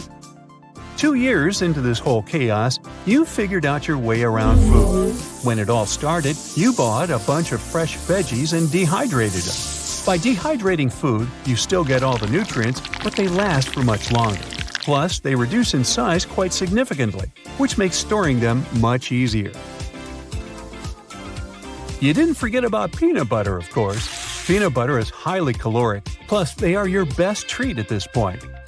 Now I know what you're thinking, I can go without candies, but how will I survive without milk? Well, you don't have to. Instead of regular milk, make sure you get tons of powdered milk. You can even vary a bit and buy powdered coconut or even almond milk. To prepare them, you just need to mix it with a bit of water. And of course, coffee is a big survival food. It lasts a long time, although it won't bring you much nutrition. Coffee does have its share of antioxidants, which will help with a longer life. Plus, it helps with your brain's health, preventing dementia. You should get your share of canned food – beans, vegetables, even fish. Make sure you get some black beans, as they're high in iron.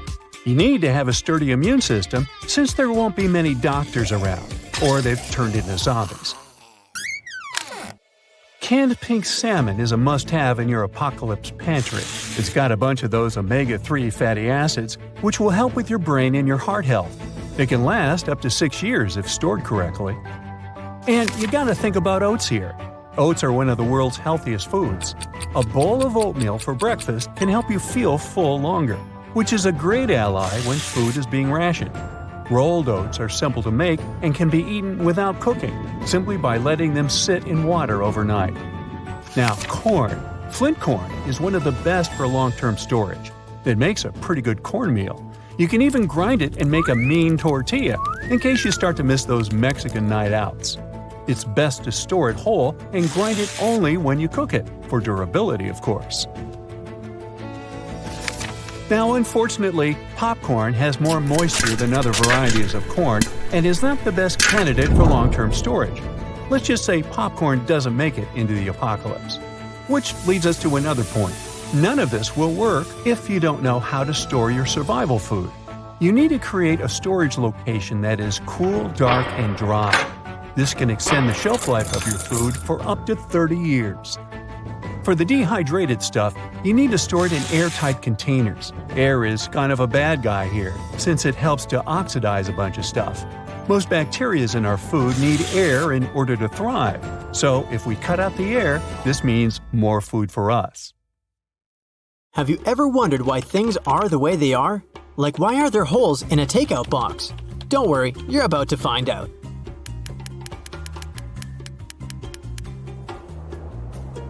Beanies, with all those fluffy pom-poms, are easily the most important accessories of wintertime.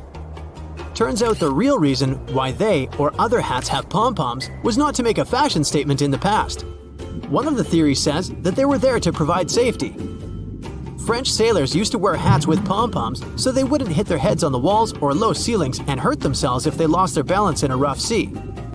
So it wouldn't be wrong to call pom-poms head bumpers.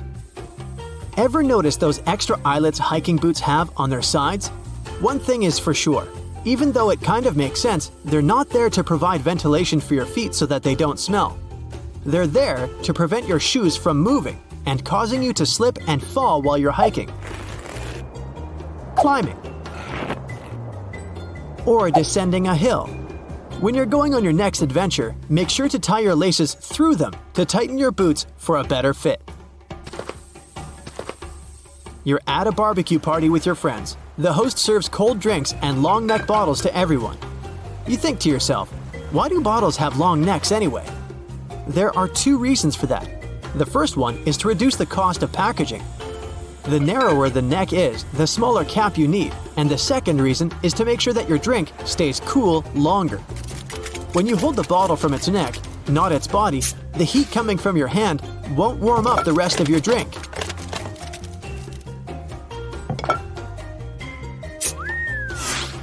The color of plastic tags on bread packages indicates which day of the week the bread was baked.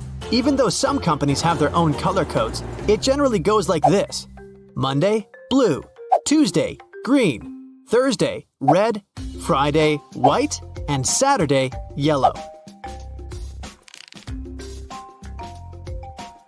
So pick accordingly to get the freshest bread. You're feeling too lazy to cook dinner, so you go to your favorite restaurant to order takeout. You come home feeling excited that you're about to have a delicious meal. You open the takeout box only to find out that your food became soggy because of the moisture built up inside of it. Well, this secret purpose is going to help you prevent that from happening ever again. Notice the perforated tabs in the corners of the container's lid? You need to push them down to allow the steam to escape from the holes. If you have a hot meal, that is.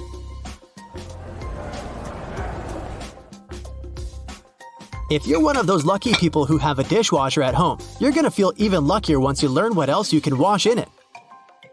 Aside from making your dishes clean and shiny, it can also clean up your makeup brushes for you.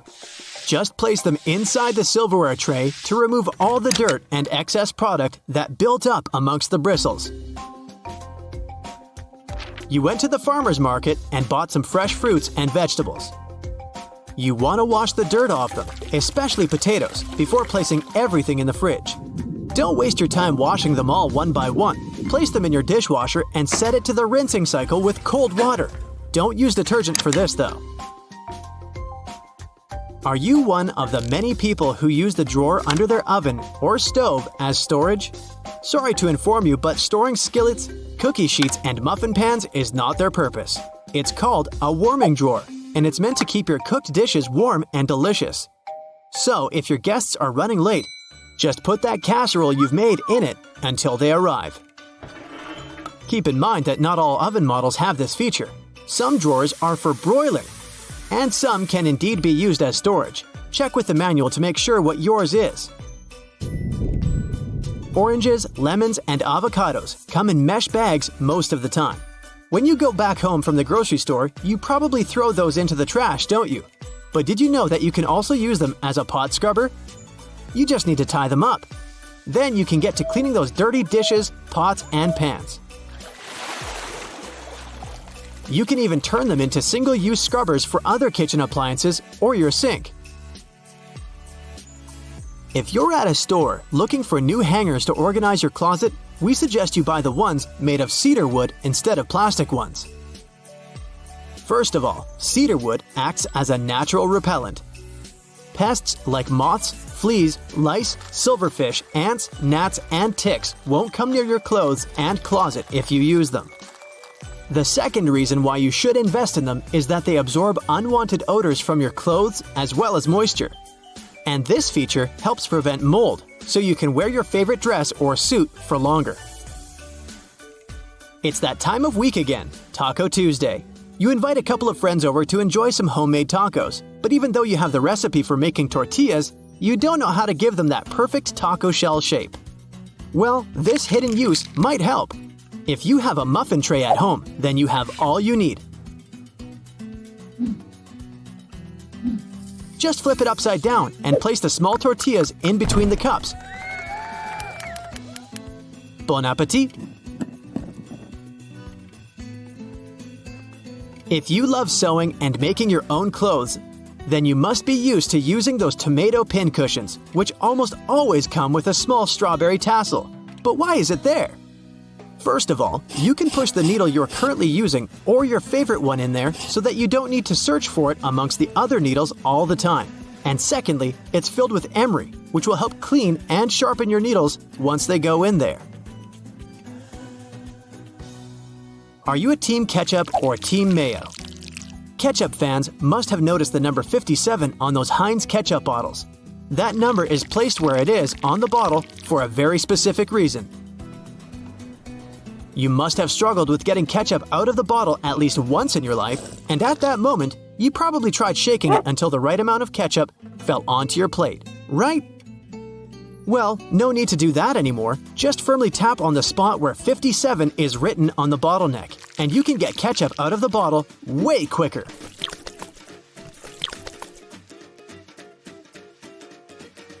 You might have noticed that there are 2 holes in an oil can where you are filling it up or pouring it. And you maybe thought to yourself, that must be there to make it easier for me to pour it into smaller containers. But that's not the case. That hole is there to prevent oil from spilling all over, or glugging, so to say. So you need to uncap it before you pour oil from the larger hole to prevent wasting it or having to clean everywhere. Have you ever taken classes to improve your typing speed on a keyboard? If your answer is yes, then you might be disappointed to learn that keyboard manufacturers most likely wanted to slow you down. A popular theory says that's why the letters on a keyboard are arranged randomly and not in alphabetical order. The reason for that goes all the way back to typewriters. Their keys used to be arranged in alphabetical order, which allowed people to write really fast. And because of that, the keys would jam and tangle up easily, and they wanted to avoid that. That's how we ended up having the Q-wordy keyboards we have today. Here's a bonus hidden feature for you before you leave. The clock app on your iPhone shows you what time it is on the little screen icon as well. This creature first appeared on our planet around 1 billion years ago. It thrives in damp environments and can survive pretty much anywhere. It might be in your basement as we speak.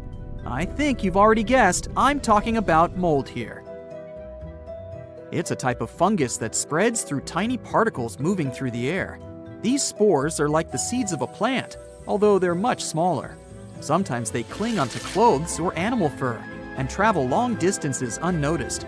They can survive even in some unfriendly environments and start growing when they land somewhere with enough water, food, and oxygen. Mold comes in all colors of the rainbow, and each color stands for a certain type of mold. You can usually find red or orange mold outdoors. The pink variety likes to reside in bathrooms on shampoo and soap residues. Black and green mold are the types you're most likely to meet in your house. Unlike plants that use photosynthesis, mold grows on materials it can digest. Even one tiny mold spore is powerful enough to harm several people. But there are over 100,000 different types of mold in the world, and not all of them are dangerous to you. You just noticed something green on your sandwich, but only a small part of it is infected, so maybe you can just cut it off. Nope, it won't work out. The tiny greenish spots you see are on the surface, and you can spot them with the naked eye, but there's more hiding inside the bread. But if it was 1 second too late and you've bitten into the bright green patch of mold, don't rush to the bathroom to scrub your tongue with antibacterial soap. You've probably eaten mold before without even knowing about it. It easily grows on soft porous foods like bread, fruit, and vegetables. So, consuming just a bit of it is okay, as long as you have a strong immune system. You'll digest it like any normal food. If you feel sick after consuming it, that's most likely because mold tastes weird, and not because there's some vicious substance spreading through your body. So, the best you can do if you spot mold on your bread is not to risk your health and throw away the entire loaf. Mold likes to settle in cooked leftovers like meat, poultry, casseroles, grain, pasta, cottage and cream cheese, yogurt, and sour cream. It's easier for mold to penetrate softer food, so it also loves fruits and vegetables like strawberries, cucumbers, peaches, and tomatoes. Jams and jellies are another easy target for mold, as it thrives in sweet and sugary foods. Yikes! Mold isn't always the bad guy ruining your lunch. You gotta thank it for that exquisite taste of blue cheeses, like Gorgonzola, Roquefort, and Blue. Camembert and Brie wouldn't be so delicious without the white mold on their surface. Cheese is 99.99% milk, and its makers grow mold either inside or outside the cheese, depending on its sort. But if you find mold on a cheese that shouldn't have it, like cheddar, Parmesan, or Swiss, It means the molds added to any cheese to give it taste have come into contact with oxygen and started reproducing and breaking down fats and proteins uncontrollably. You should cut off the affected part carefully with a knife without touching the mold. The rest of the cheese is still good to eat.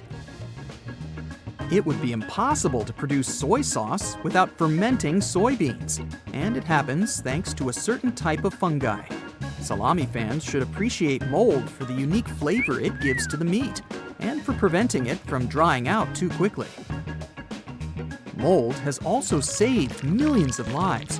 Penicillium mold helped achieve a real breakthrough in medical science, as it naturally produces the well-known penicillin, accidentally discovered by Scottish researcher Alexander Fleming in 1928. Some types of mold can also help you in the garden as a great mulch. Some gardening fans spend years trying to grow leaf mold to use for compost. They believe it improves soil quality. To prevent mold from overtaking your lunch, keep the food covered with plastic wrap in the fridge. Don't keep leftovers of perishable foods in their cans. Put them in airtight containers instead. Keep track of what you store in the fridge. Leftovers shouldn't be there for longer than 3 to 4 days. Keep your fridge clean. Only use fresh and clean dishcloths, towels, sponges, and mops. Once you notice a musty smell, it means mold is about to settle in your kitchen, and its plan is to contaminate your food. But what if mold spreads in the damp areas of your house? You might not notice any consequences for your health immediately, but they might resurface in the long term. As mold grows, its spores and fragments can produce irritants in the air inside your house. Depending on how sensitive you are, you might notice it's becoming hard to breathe.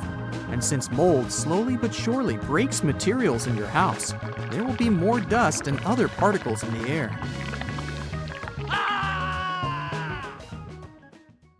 When you try to get rid of the bad mold in your house, you might accidentally touch it without any protection. It won't take your life, but don't let it sit on your hands. First off, clean your hands well with antibacterial soap. Clean between your fingers and the back of each hand thoroughly, and also scrub underneath the nails. If you can't reach some spores, use a toothpick. Then, clean your hands with a strong sanitizer. The final step will be to wash your hands with liquid soap under running water. Again, don't miss the areas between your fingers and under your nails. Don't touch your face until your hands are perfectly clean. You don't want to accidentally inhale those spores. You should also take off the clothes you were wearing when you came into contact with mold and wash it immediately. It's impossible to mold-proof your home, but you can make it resistant to that mean intruder. Inspect your house and find the problem areas. It could be a flood in your basement, a water stain on the ceiling, or a window that's always covered with condensation. Fix those problems and install proper ventilation in the house. AC units and dehumidifiers will help. Open a window while cooking or showering to keep the moisture outside. Make sure your roof gutters are regularly cleaned and fixed. Invest in a moisture meter and monitor the humidity inside. Ideally, it should be between 30 and 60%. Always remove wet clothes from the washing machine unless you want to share your garments with mold. The best you can do is hang them to dry outside in fresh air and wait while they get completely dry before putting them in your wardrobe. Empty and air out drawers and closets you rarely open every now and then. Never leave the bathroom floor and walls wet after you take a shower. And clean your house regularly. Then nasty mold won't have a chance. The moist soil in your houseplants is every mold's dream. To save them, don't overwater them and let fresh air circulate in the room where your plants live. If you see mold is starting to grow on your plants, mix 2 tablespoons of white vinegar and some water in a spray bottle and apply the mix to your plants. You can also do the same thing using a tablespoon of baking soda. There's a common myth that bleach can help you get rid of mold. In reality, it will only help you remove the visible part, but the spores will survive and keep spreading. Depending on what you do for a living, you may also meet mold in your workplace. Poorly ventilated spaces, greenhouses, farms, and even bookstores and libraries are in the risk zone here. Paper contains cellulose, and it's a perfect food source for some types of mold. Old books that have been stored in a humid room for many years could be hiding millions of mold spores. The rules to protect yourself in a workspace are pretty much the same as for your house. Clean it regularly, dry damp surfaces, and if it's impossible, wear protective gloves when you have to come into contact with mold.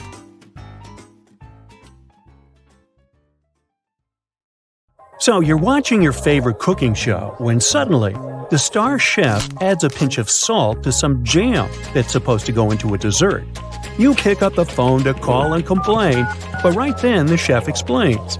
It turns out that adding salt to fruit is a common thing in different cuisines across the world. Like in Mexico, they like to spice up mango and citrus fruits with salt and chili powder. You can try mango with a shrimp taste in the Philippines and salted watermelon in the southern states. So, how does it work? Well, let's say you're eating a raw mango sprinkled with salt. With the first bite, you notice the salty flavor, and the sweet fruity taste is then slightly delayed. It feels as juicy and amazing as ever. It's most likely because salt affects the sweet taste receptor for sugar, and then really magic happens on a molecular level. One study even found that we have more sugar detectors in our taste cells than scientists previously thought.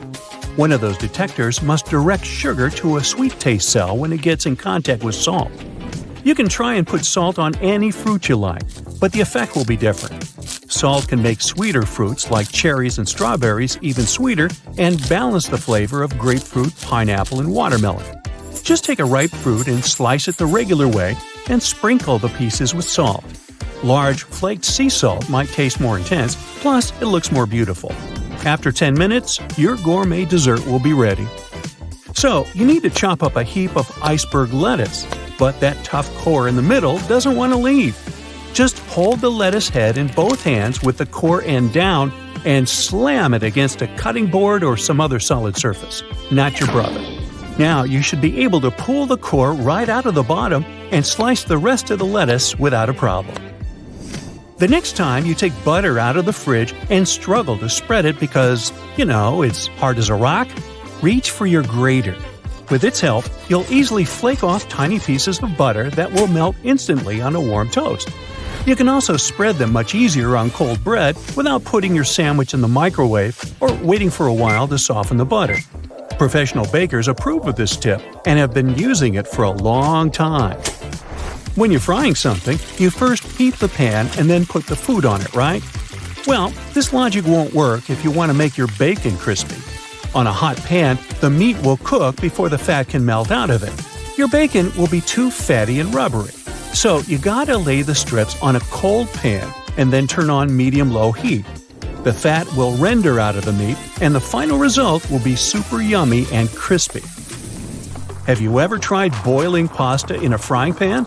I know it sounds a bit weird, but it can actually help you save a lot of time, water, and energy. Instead of filling a huge pot with water and waiting for it to boil, put your pasta in a frying pan and cover it with cold water and add some salt to it. Your pasta will be cooking while the water is getting to the boiling point, so it'll be ready much faster than normal.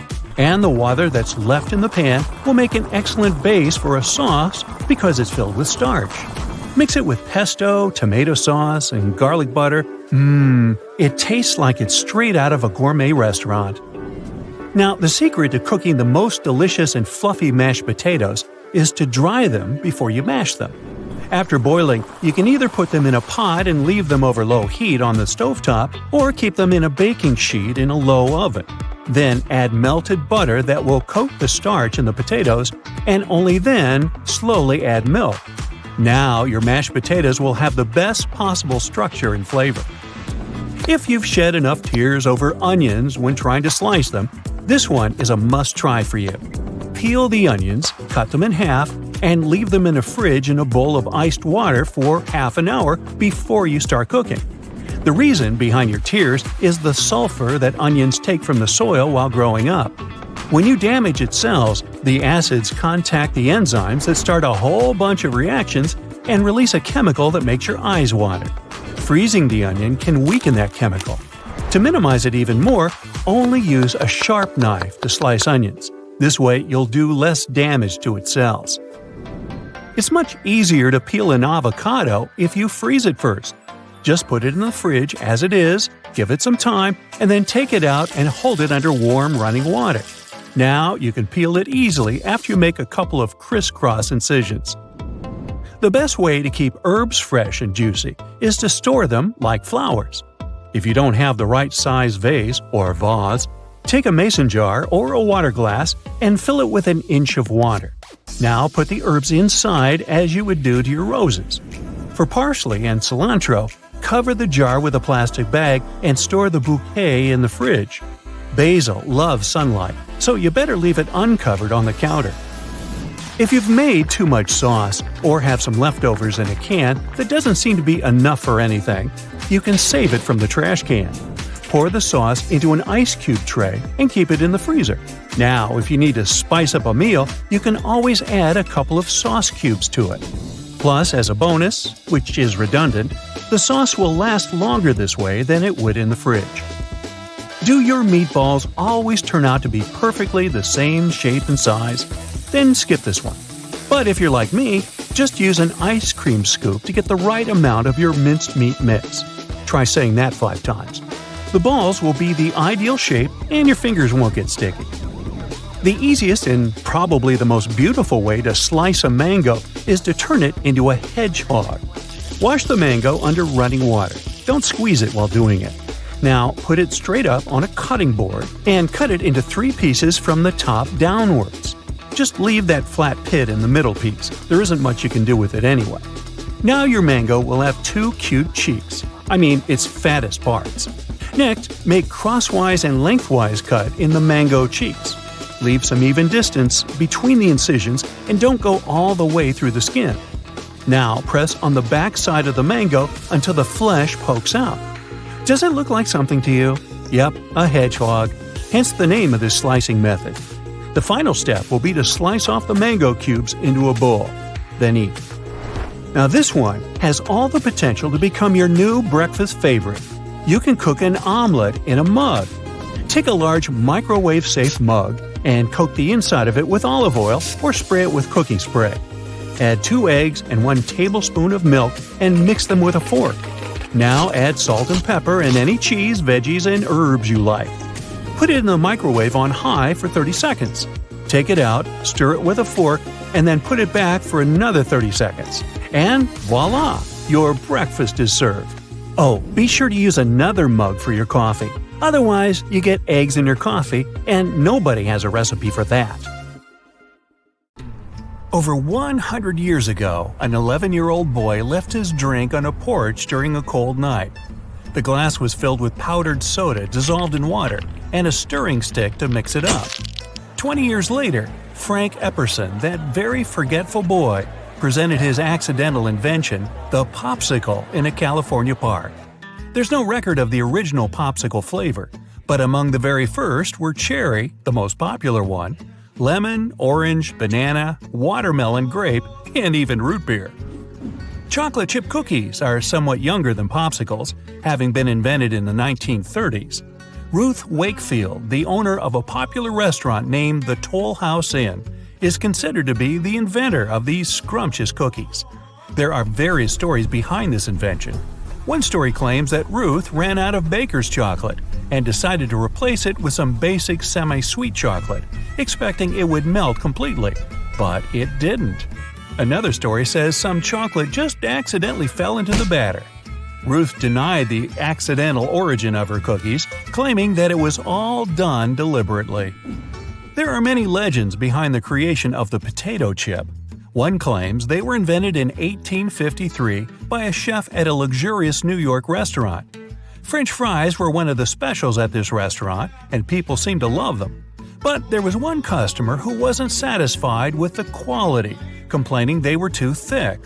When the chef, George Crumb, not crummy at all, cooked thinner French fries, the picky customer complained again. George deliberately made his next batch of fries paper thin. These fries were so thin, it was impossible to eat them with cutlery. Surprisingly, the finicky eater loved the dish.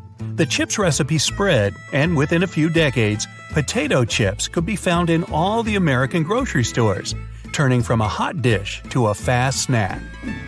Worcestershire sauce is another product that wasn't invented deliberately. Two English chemists, John Wiley Lee and William Henry Pairings, simply forgot about some barrels in the pharmacy basement for a couple of years. The first mixture they had made was totally inedible due to super strong flavor. But when they forgot some barrel of the mixture in the basement, it became fermented. When the chemists rediscovered the barrels and were curious to try it, they found that the taste had mellowed. This condiment is now used to intensify even those dishes that originally didn't have it. For example, chili con carne. Worcestershire sauce is part of the fifth flavor, umami, or savoriness, which explains its rich taste. Tofu, or bean curd, was invented centuries ago. One of its origin theories is that tofu was first created by a Chinese prince. Another theory claims that tofu appeared as a result of mixing boiled ground beans and sea salt. The salt was quite impure and probably contained calcium and magnesium. These ingredients let the bean mixture produce its curd-like consistency. One more legend says that some nigiri, a sort of evaporated sea salt, was accidentally dropped into soy milk. Today, doctors tell you to stay away from Coca-Cola, but it was surprisingly invented by John Pemberton, who had a medical degree and was a pharmacist. Pemberton's French wine coca was initially used as a remedy for severe pains, headache, and as a nerve tonic. In 1886, a prohibition law was introduced, and John had to change the recipe to remove the alcohol. One thing was left unchanged though, the cola nut that gave the drink its trademark flavor. Some legends say that John only accidentally added carbonated water to the new recipe, but in fact, he knew exactly what he wanted to do. Pemberton thought bubbles were a savory alternative to alcohol. John's Cola is definitely the Coke precursor, but today's drink differs from the original Pemberton's recipe. The sandwich was invented by accident too. Back in the 1700s, John Montagu, the 4th Earl of Sandwich, ordered his valet to make him a simple dish that could be eaten with no cutlery at all. He asked the valet to tuck some meat in between 2 loaves of bread. Lord Sandwich was particularly addicted to playing cards, and this dish let him eat without stopping the game. The cards didn't get greasy either. People started asking to bring the same as sandwich to their games, and soon the dish had its common name. The tomato ketchup we eat today is such a modified version that it actually has nothing to do with the original ketchup recipe. You can trace its roots back to the 17th century, when the Chinese mixed pickled fish and spices, calling it a word that sounded a bit like ketchup, and which meant the brine of pickled fish. The English first tried this sauce about 100 years later. The British version featured mushrooms, shallots, and even walnuts. Later, the word ketchup changed its meaning and could be used for any dark-colored sauce. The first tomato ketchup had anchovies among its ingredients, which hints back to its relation to the Chinese fish sauce. Nachos aren't some ancient Mexican food. They were invented less than 100 years ago. Ignacio Anaya, nicknamed Nacho, is said to have invented this dish in the 1940s. Ignacio was a chef, and one day a regular customer asked if Ignacio could bring her and her 3 friends something different as a snack. He saw how hungry the ladies were and decided to cook something quick for them. He had to improvise using available ingredients. So, he grabbed some fried tortillas, grated loads of cheese on top of them, and heated the dish from above. To make the dish more savory, he added some jalapeno peppers on top. The very regular customer asked the name of the unusual snack. Ignacio didn't think long and said, "Nachos Special." Cheese puffs used to be a waste product in the 1930s. Edward Wilson noticed some oozing corn in one of the machines at a factory that produced flake food for animals. Those ribbons seemed interesting, so Edward decided to take them home and try to season them. He also noticed that the puffy corn hardened if it was exposed to air. The experiment turned out to be a success, so it was later developed into a world-famous snack. Now, instant noodles weren't invented by mistake, but there were several mistakes while inventing them. The main idea was to create something with a long shelf life. After several unsuccessful attempts, Momofuku Ando invented the method of preserving the noodles. They were processed in various ways, like steamed, dehydrated, fried in hot oil, and seasoned. And instant noodles used to be a luxury product, since they cost way more than the fresh noodles everyone was used to. Another product that was invented unwittingly is yogurt. It first appeared in Central Asia thousands of years ago. Some herders stored milk in a place with an abundance of bacteria without knowing it. The milk was fermented, and it resulted in a thicker texture and flavor change. One of the herders wasn't scared of that kind of dish and tried it. Nothing bad happened to him, so other people started eating it too. Today, pink lemonade has that nice color because of grape juice or added colorants. But there are two legends of how it was invented, and both feature circus workers. The first story alleges that Henry Allott, who worked in a circus, unwittingly dropped a few red cinnamon candies in the lemonade, which gave it that vibrant pink color. The other story is gross. It claims that circus worker Pete Conklin one day ran out of water for lemonade and instead used the water from the tub where one of his colleagues had washed her red stockings. The color of the pants turned the water pink. Pete added some sugar, slices of lemon, and acid. He called it strawberry lemonade. The customers liked it a lot, and his sales doubled. Yes, the people were panting for the stuff. The tarte tatin, which is a caramelized upside-down version of an apple pie, was cooked for the very first time by mistake. Two sisters, Stephanie and Carolyn Tatin, ran a hotel in the 1800s. One day, Stephanie wanted to cook a simple apple pie, but she stewed the apples in butter for too long. To conceal her mistake, she put the crust on top of the apples and put it in the oven. When she took the pie out of the oven, she noticed several burn marks. It was a bad cooking day. She didn't want the guests to notice, so she flipped the pie over and presented it as a brand new recipe. Surprisingly, the guests just loved the pie, which soon became their signature dessert. Okay, gotta go. I'm really hungry. Many people try to store different types of food in the fridge, just in case. It seems like the smartest decision to extend a product's lifespan. But it's not that simple. For some foods, the fridge can be harmful. For example, sauces. If the package doesn't say otherwise, it's better to keep them outside the fridge. You can put them in a cupboard that is far from your oven to protect sauces from temperature changes. The worst enemy of coffee beans is moisture. Special oil in coffee beans is responsible for that pleasant and cozy coffee smell. When you place your coffee in the fridge, condensation changes its entire cell structure and makes all the magic disappear.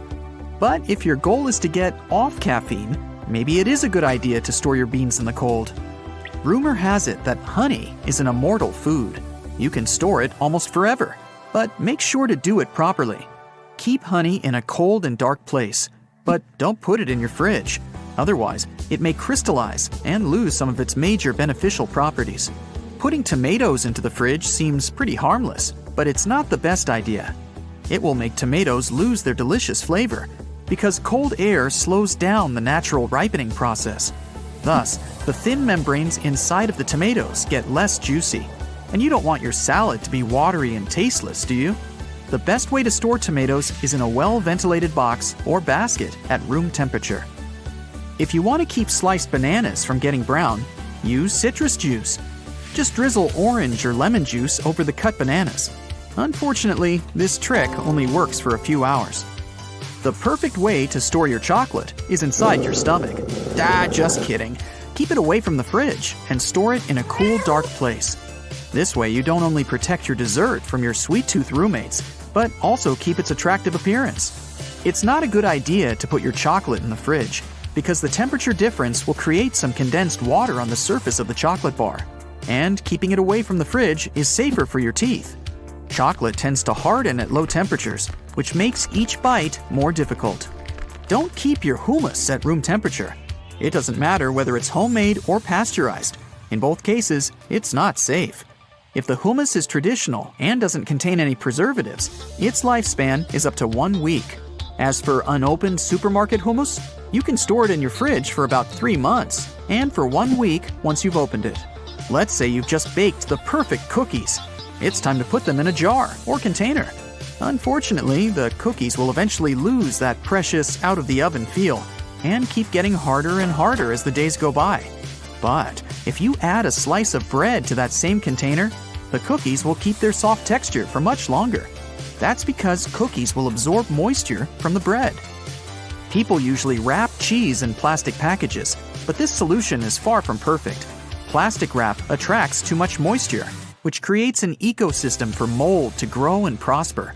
If you want to protect your cheese from this bitter scenario, sprinkle it with vinegar, but don't use more than a few drops.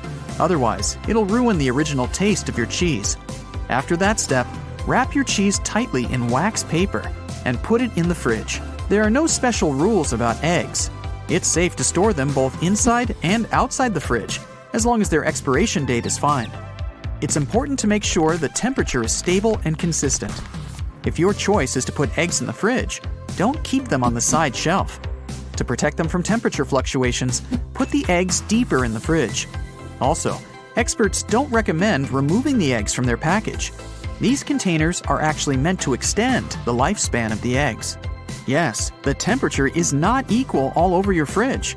The shelves on the door are the warmest area, for example. And the closer the shelf is to the freezer, the lower the temperature gets.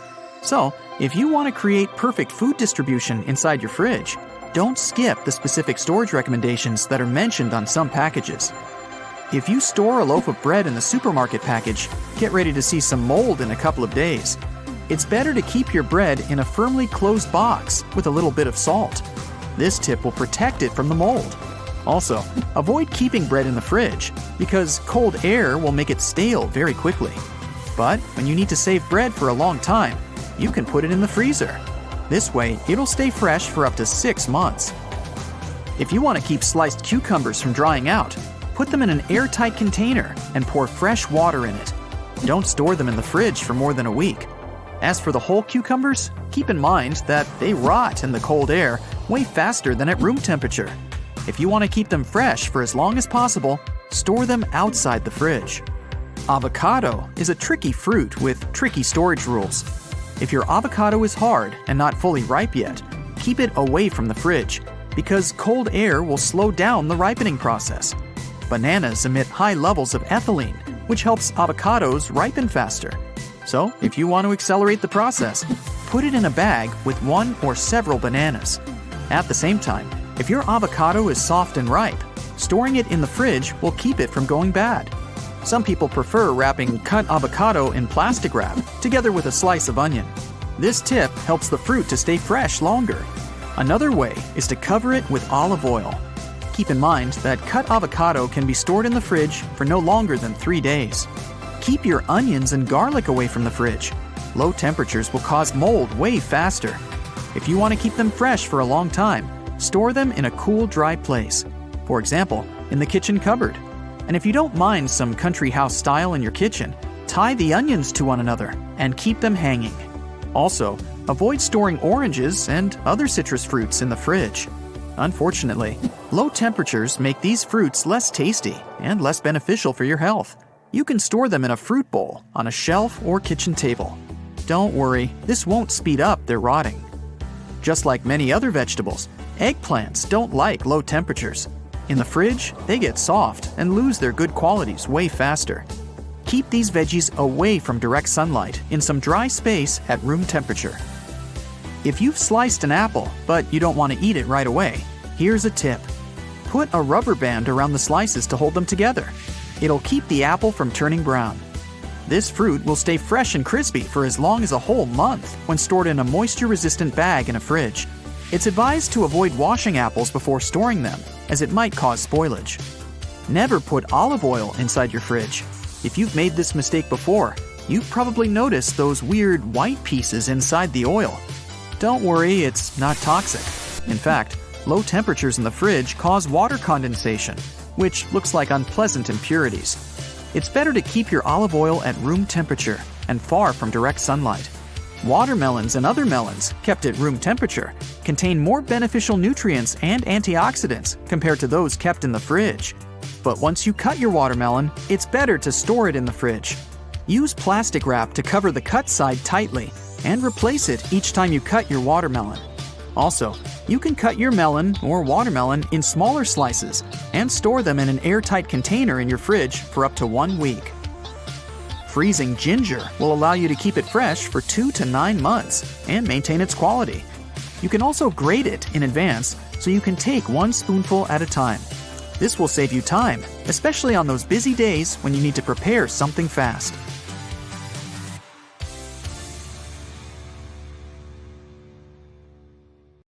Now, have you ever felt so hungry you said you'd eat rocks? Well, be careful the next time, unless you really mean it. River rocks with condiments and spices are now a trending dish in Asia. Videos of chefs making stir-fried sudio, which is the name of the dish, are a hit on social media. It's sold at bustling night markets, cooked fresh from the riverbank, and is used in pranks. Some folks in the videos don't know what they're served and spit out that delicacy. A portion of it costs slightly over $2, but some people believe it's expensive as the ingredients can technically be reused. Sudio has its roots in the past, and no, ancient Asian chefs didn't go around picking up rocks to serve them as a delicacy. This tradition isn't about eating rocks, it's about using them to jazz up your soup game. And these aren't just any old rocks lying around. We're talking about those little ones you can find in freshwater streams and rivers full of fish. Centuries ago, when there were no to-go snacks or preservatives to keep food fresh for long, it was a real problem for people who had to move around a lot in boats, especially in the summer. Once they ran out of animals and vegetables, they had to get creative to make sure they had something to eat. They say sudio originated in a landlocked province, where sailors would embark on journeys that stretched for weeks and months down the river and were stranded without supplies. So, when fish wasn't on the menu, these savvy people turned to rocks and pebbles for a flavor boost. The rocks, after chilling in the company of fish, oysters, clams, and all things underwater, absorbed the taste of these delicious river inhabitants. Once they ended up in the cooking pot, they didn't transform into some muddy mess like you would think, but unleashed a burst of fishy goodness. Once motorized vessels came into the province and it became more economically developed, the dish lost its popularity. Hey, but now the world's hardest dish is back, and it seems to leave no one who tries it indifferent. Some say it's the perfect snack for fitness fans, as it has 0 calories but comes with so many flavors. Others believe it's not hygienic, since you can throw the rocks back in the water and then take them out and cook them again. Whatever the case, the preparation process for this dish is quite a show. Ideally, you need to get fresh rocks for it right out of the river. If they stay out too long, they lose all the flavor. So these fresh rocks are fried in lard or animal or plant fat, and the flavor spreads to the oil as well. Then, cooks add garlic, ginger, chilies, shallots, onions, peppers, and whatever spices they might choose. The more veggies you add, the more it reminds you of a warm winter soup. Then the cooks top it off with some salt, black pepper, and chili flakes, and looky here, it's all done. Looks quite simple, so some TikTokers have already tried it at home before the whole craze about the dish. Now, one important note, if you want to try sudio, don't ever chew on the rocks. Slurp upon them, take the most of them, and then throw them away one by one. You can keep them as souvenirs or leave them on the plate. Once you're done with all the rocks, just eat what you have left on the plate as you would eat any other soup. The rocks should leave a distinctive fishy flavor even once they're out. If you aren't ready to have rocks for lunch just yet, how about olive oil coffee for breakfast? This trending drink was made popular by Starbucks and is easy to recreate at home. If you think it's yucky to add fat to your coffee, chances are that you've already done that. Full-fat milk or heavy cream-based cold foam are all fat in your drink. In some countries, like Singapore, it's been traditional to add butter to coffee for decades.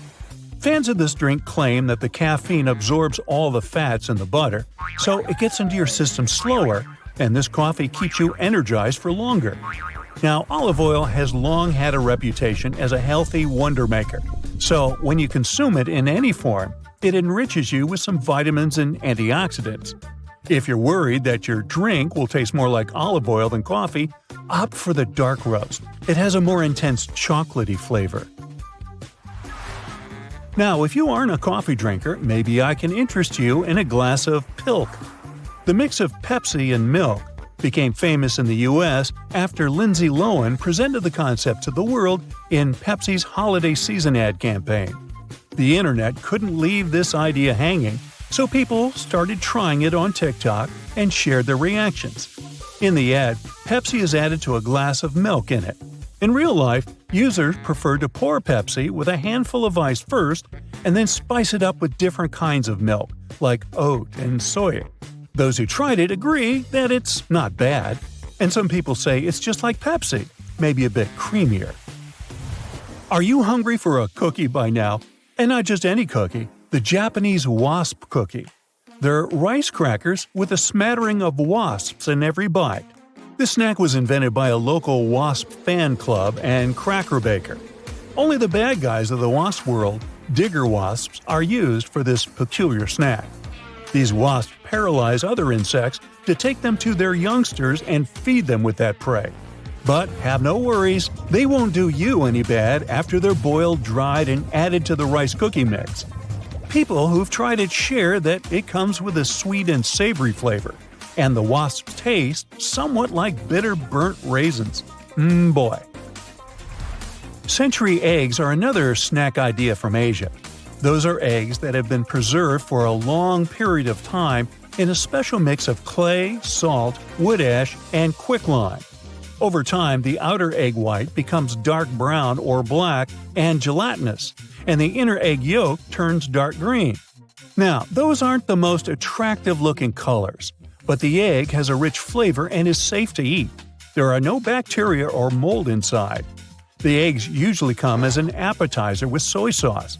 They can be duck, quail, or chicken, and also go under the names of thousand-year eggs, millennium, or skin eggs. They're served as a delicacy for at least several centuries. Legend has it that there was a man who wanted to surprise the lady he liked with duck eggs he left outside for her. She hadn't found them in months, and it looks like when she did, they tasted better than ever. You first. If you ever find yourself in a market in South Korea and feel the smell of seafood with no actual seafood in sight, it must be the byondiji stand. It looks like coffee beans, but it's a type of insect, silkworm pupa. You can find it pretty much anywhere, from streets to grocery stores all across the country. It's normally boiled or steamed and tastes savory and a bit fishy. The snack has a crunchy outer shell, and the inside is juicy. There's a more popular salted and spiced version, although some vendors add sugar to it to create a candied version. Silkworms have played an important role in the local culture for centuries for their more obvious silk-making talents. Then, someone had the smart idea to also use them as an available source of protein for people in need. They say not everyone falls in love with it from the first bite, but you can slowly get used to it. Now it's mostly enjoyed by the older generations. A beverage as black as ink, useful against numerous health conditions. It's made of water and the fruit from a bush called bunu. You must have guessed. It's a description of coffee. This is how coffee was described by a German physician who had a 10-year trip to the Near East back in the 16th century. Today, you don't have to venture into the unknown to get a cup of precious liquid. You can easily make it at home or visit the closest coffee shop. As of 2023, in the US alone, there are over 72,000 coffee shops. Imagine the whole world. When you think of coffee, what's the first country that comes to your mind? Italy? Maybe France? But here's the kicker. Actually, Finland is the coffeeiest country in the world. Just picture it. An adult Finn consumes up to 27.5 pounds of coffee per year, while an American only consumes about 11 pounds. Norway proudly takes second place, and Denmark closes the top 3. Italy and France aren't even in the top 10. And by the way, each day, people on our planet drink approximately 1.6 billion cups of coffee. If you're planning to hit some longevity records, coffee may come in handy. There's been research conducted by Harvard Health Publishing stating that those who drink 3 to 4 cups of coffee per day are more likely to have a longer lifespan. Sounds cool, but it's probably not the best option. One of the world's most famous supercentenarians, Jeanne Calment, acknowledged that she would drink coffee with milk for breakfast. And she lived an incredibly long life of 122 years. Not only do people prove that coffee helps with longevity, but cats can also prove it. This is Cream Puff from Texas. It's the cat that lived for 38 years. Jake Perry, Cream Puff's owner, shared some details about his pet's diet. Cream Puff would typically eat dry cat food, eggs, turkey bacon. Alright, nothing special here. But the cat was a big fan of coffee too. Cream Puff preferred coffee with cream. Now, here's a question for you. What color is your coffee mug? Thing is, it matters a lot what you drink from. There are certain colors, for example, lead-based glaze that can release toxic substances in your drink. Mugs glazed with red and orange are most likely to contain lead. So, if you want to play it safe, opt for mugs made of glass, ceramic, or stainless steel. Also, mugs made of plastic or aluminum aren't safe either, as they may release unwanted substances, just like glazed mugs. But the color matters for psychological reasons too. There's been an experiment concerning coffee perception based on the mug color. So, it turns out that if we drink coffee from a white mug, it may seem less sweet than if we drink it from a blue or transparent one. Coffee even played an important role in major sports events. Back in 1932, Brazilian athletes couldn't afford a trip to LA to participate in the Olympic Games. However, a solution was found.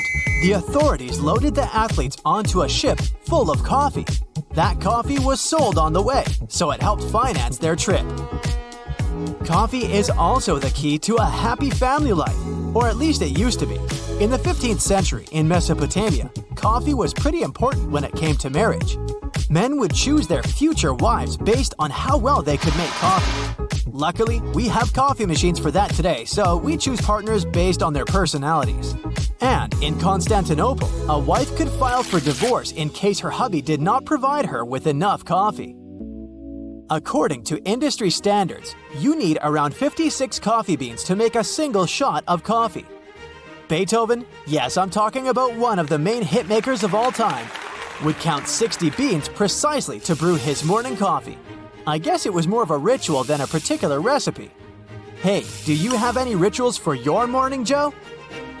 Another hitmaker, Johann Sebastian Bach, even dedicated a cantata to coffee, which he called Coffee Cantata. Pretty straightforward, huh? The cantata tells about coffee dependence. Even though black coffee is supposedly the most common type out there, pretty much everyone tried cappuccino at least once. By the way, it got its name because of the final color the drink has. It's a soft brownish shade, very much similar to the color of the capuchin robe. Plus, the robe has a hood, and the word hood translates to Italian as cappuccio.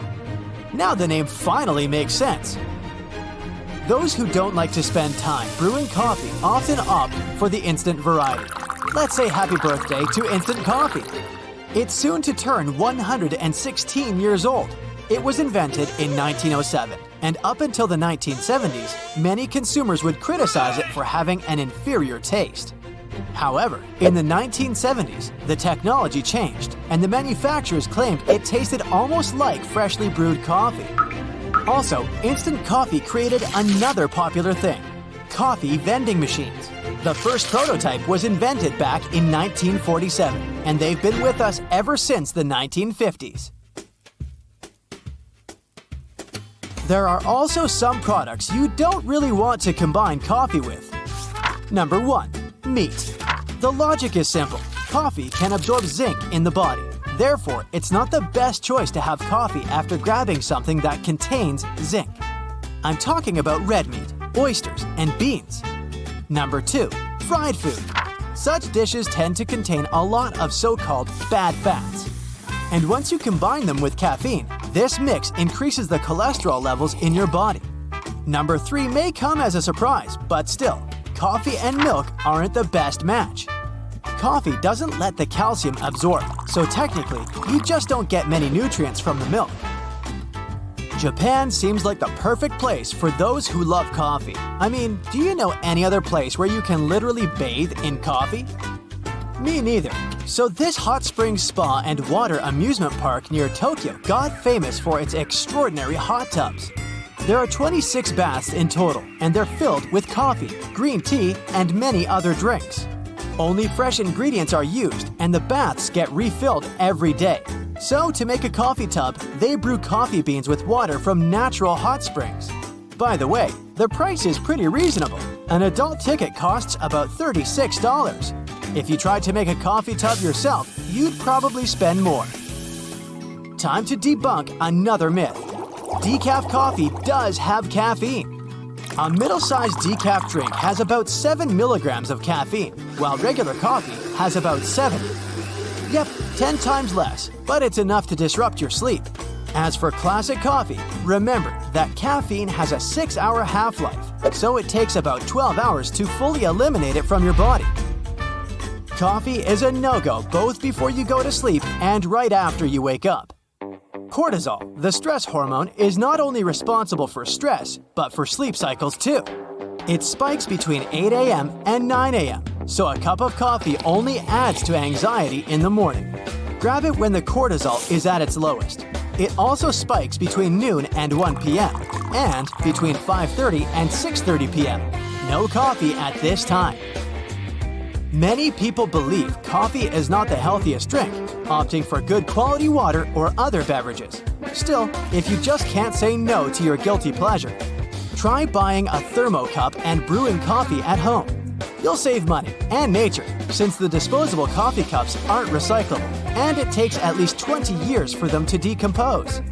A pop-in in a coffee shop may be your daily ritual, but have you ever counted how much you spend on your morning habit? Millennials spend over $2,000 a year on coffee, investing sometimes more than they do in their retirement.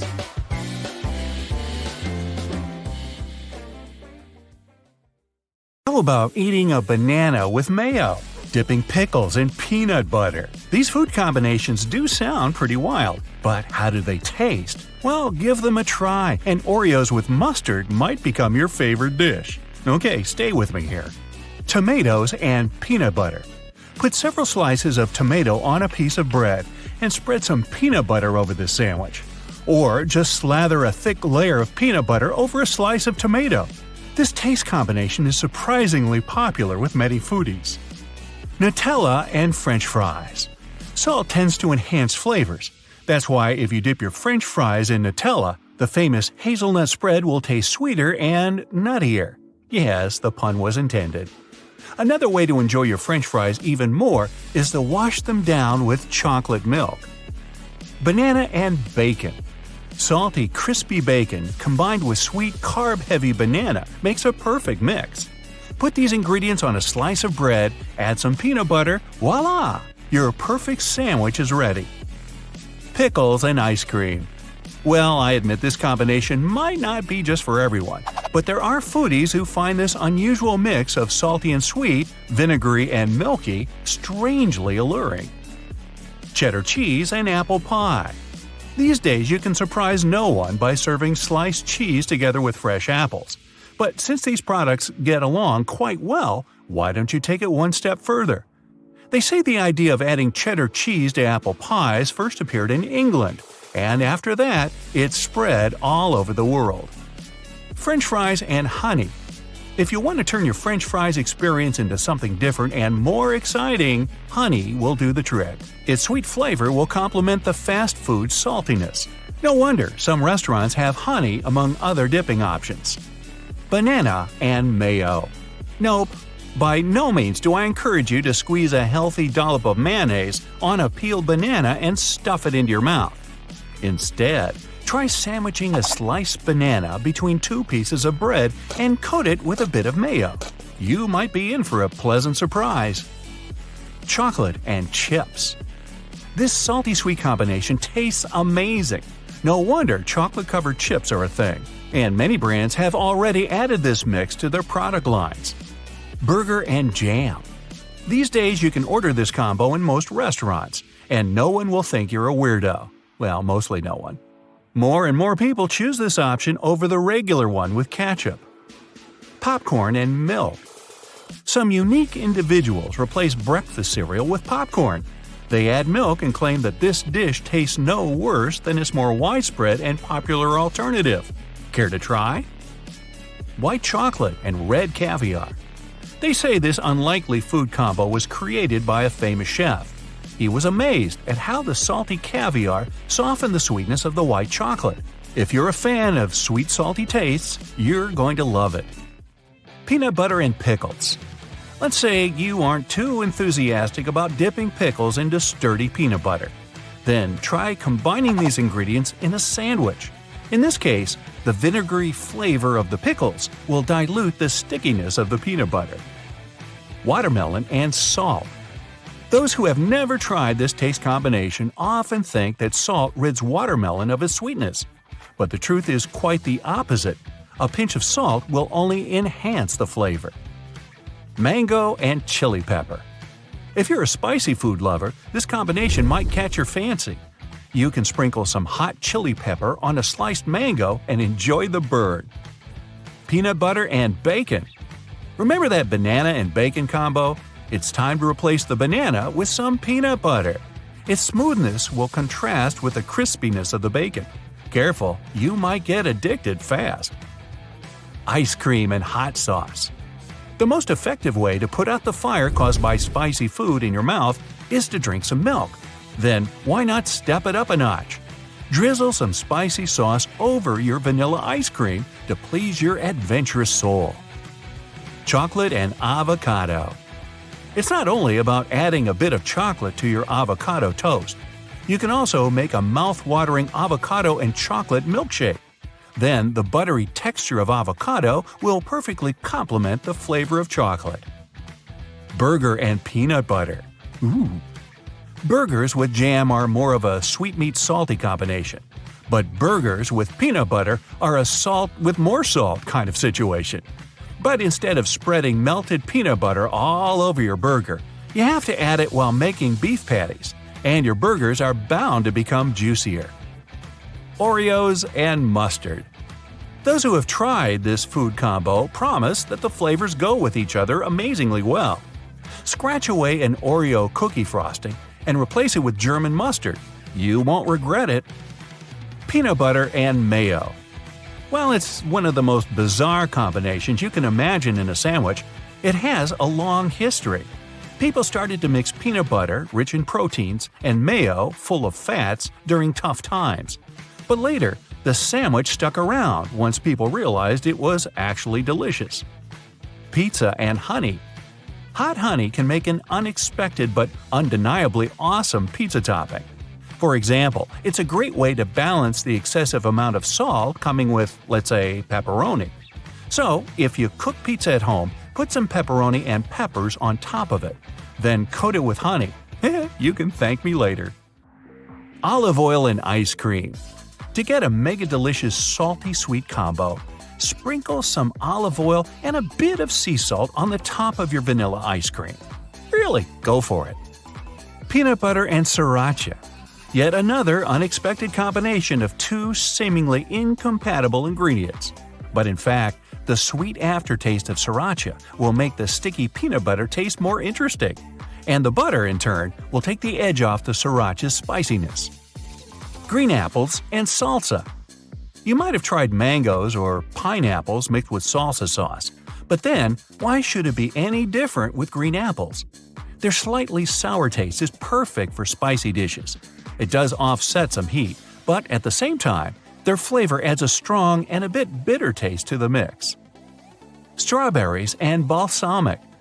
This is a tried-and-true Italian combination that works amazingly well. The savoriness of the vinegar makes strawberries taste sweeter. It also complements their juicy nature. Watermelon and feta. No classic Greek salad can go without feta. But this cheese can taste no worse when you combine it with fruit, watermelon in particular. The dense structure and saltiness of feta will add extra flavor to the juicy red goodness. Peanut butter, jelly, and goldfish crackers sandwich. Now, peanut butter and jam have long been a classic. But why goldfish crackers? True foodies know that this component fills in all the remaining gaps. Your sandwich gets a satisfying crunch. It becomes more savory, and the crackers are just salty enough to balance the sweetness of the jelly. Basil and strawberry. I've already mentioned the benefits of mixing strawberries with balsamic vinegar, but strawberries and basil are just as good. You can test this combination while making lemonades and other drinks. Basil and strawberry frozen yogurt taste just as delicious. Pickle brine and chicken. Cooking chicken in pickle brine helps keep the meat juicy. At the same time, this method preserves the natural flavor of poultry meat. Another benefit? You don't need to use salt in the process. The brine is already salty enough. Hummus and dried cranberries.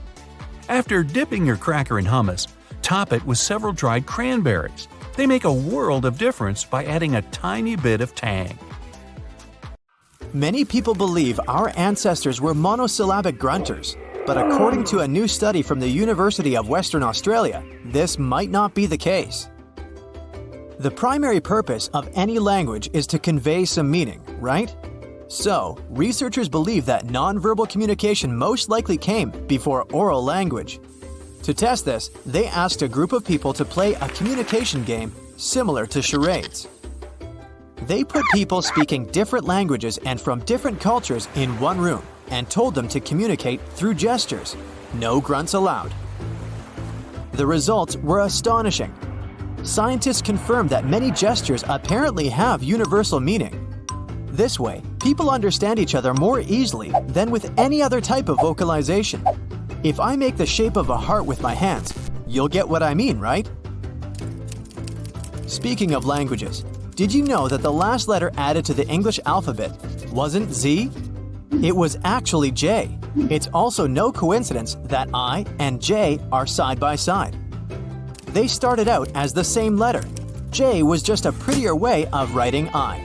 With time, J got its own phoneme and became a separate letter all on its own. Bees are fascinating creatures. They're very important for people.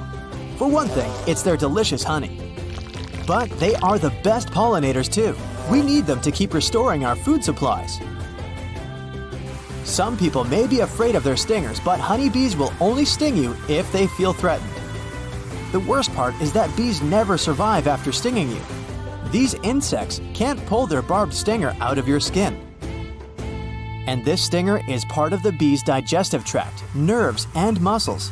After losing all that, the tiny creature can't really make it out alive. The filling between Kit Kat wafers is made from other Kit Kats. When something goes wrong during the production, for example, a Kit Kat bar has too many bubbles or other imperfections, nothing goes to waste. Such sweets get melted into a paste, and then these substandard Kit Kats are used to fill in other Kit Kat bars. Oreology is a field of science that studies Oreos. Yes, the cookies. The flow and fracture of Oreos are the subject of several scientific experiments. Researchers are doing everything in their power to answer this question. Why does all the cream remain only on one side of the Oreo? Grab an Oreo and break it apart the way you normally do it. See what I mean? Rheologists are physicists who study complex fluids. After analyzing the Oreo filling, they classified it as a flowable soft solid. These are fluids that are soft when you don't disturb them and flow when they're under a large amount of stress. No, that doesn't mean Oreos are literally stressed. This means that the cream on the inside will behave according to the pressure you apply while opening a cookie. The trick that will help you distribute the cream is a simple twist.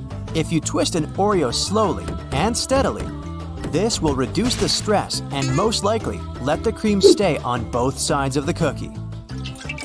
Try it out for yourself and let me know if it works for you. Meanwhile, Oreologists have developed a special machine to do the testing. Ever heard of an Oreometer? It was designed specifically to twist Oreos at an optimum speed and angle. Way to go, cookie science! It's a beautiful afternoon, and you're looking at the sky. Wait, what are those tiny dots traveling in squiggly lines? They're only visible for a short moment. You might even mistake them for mosquitoes.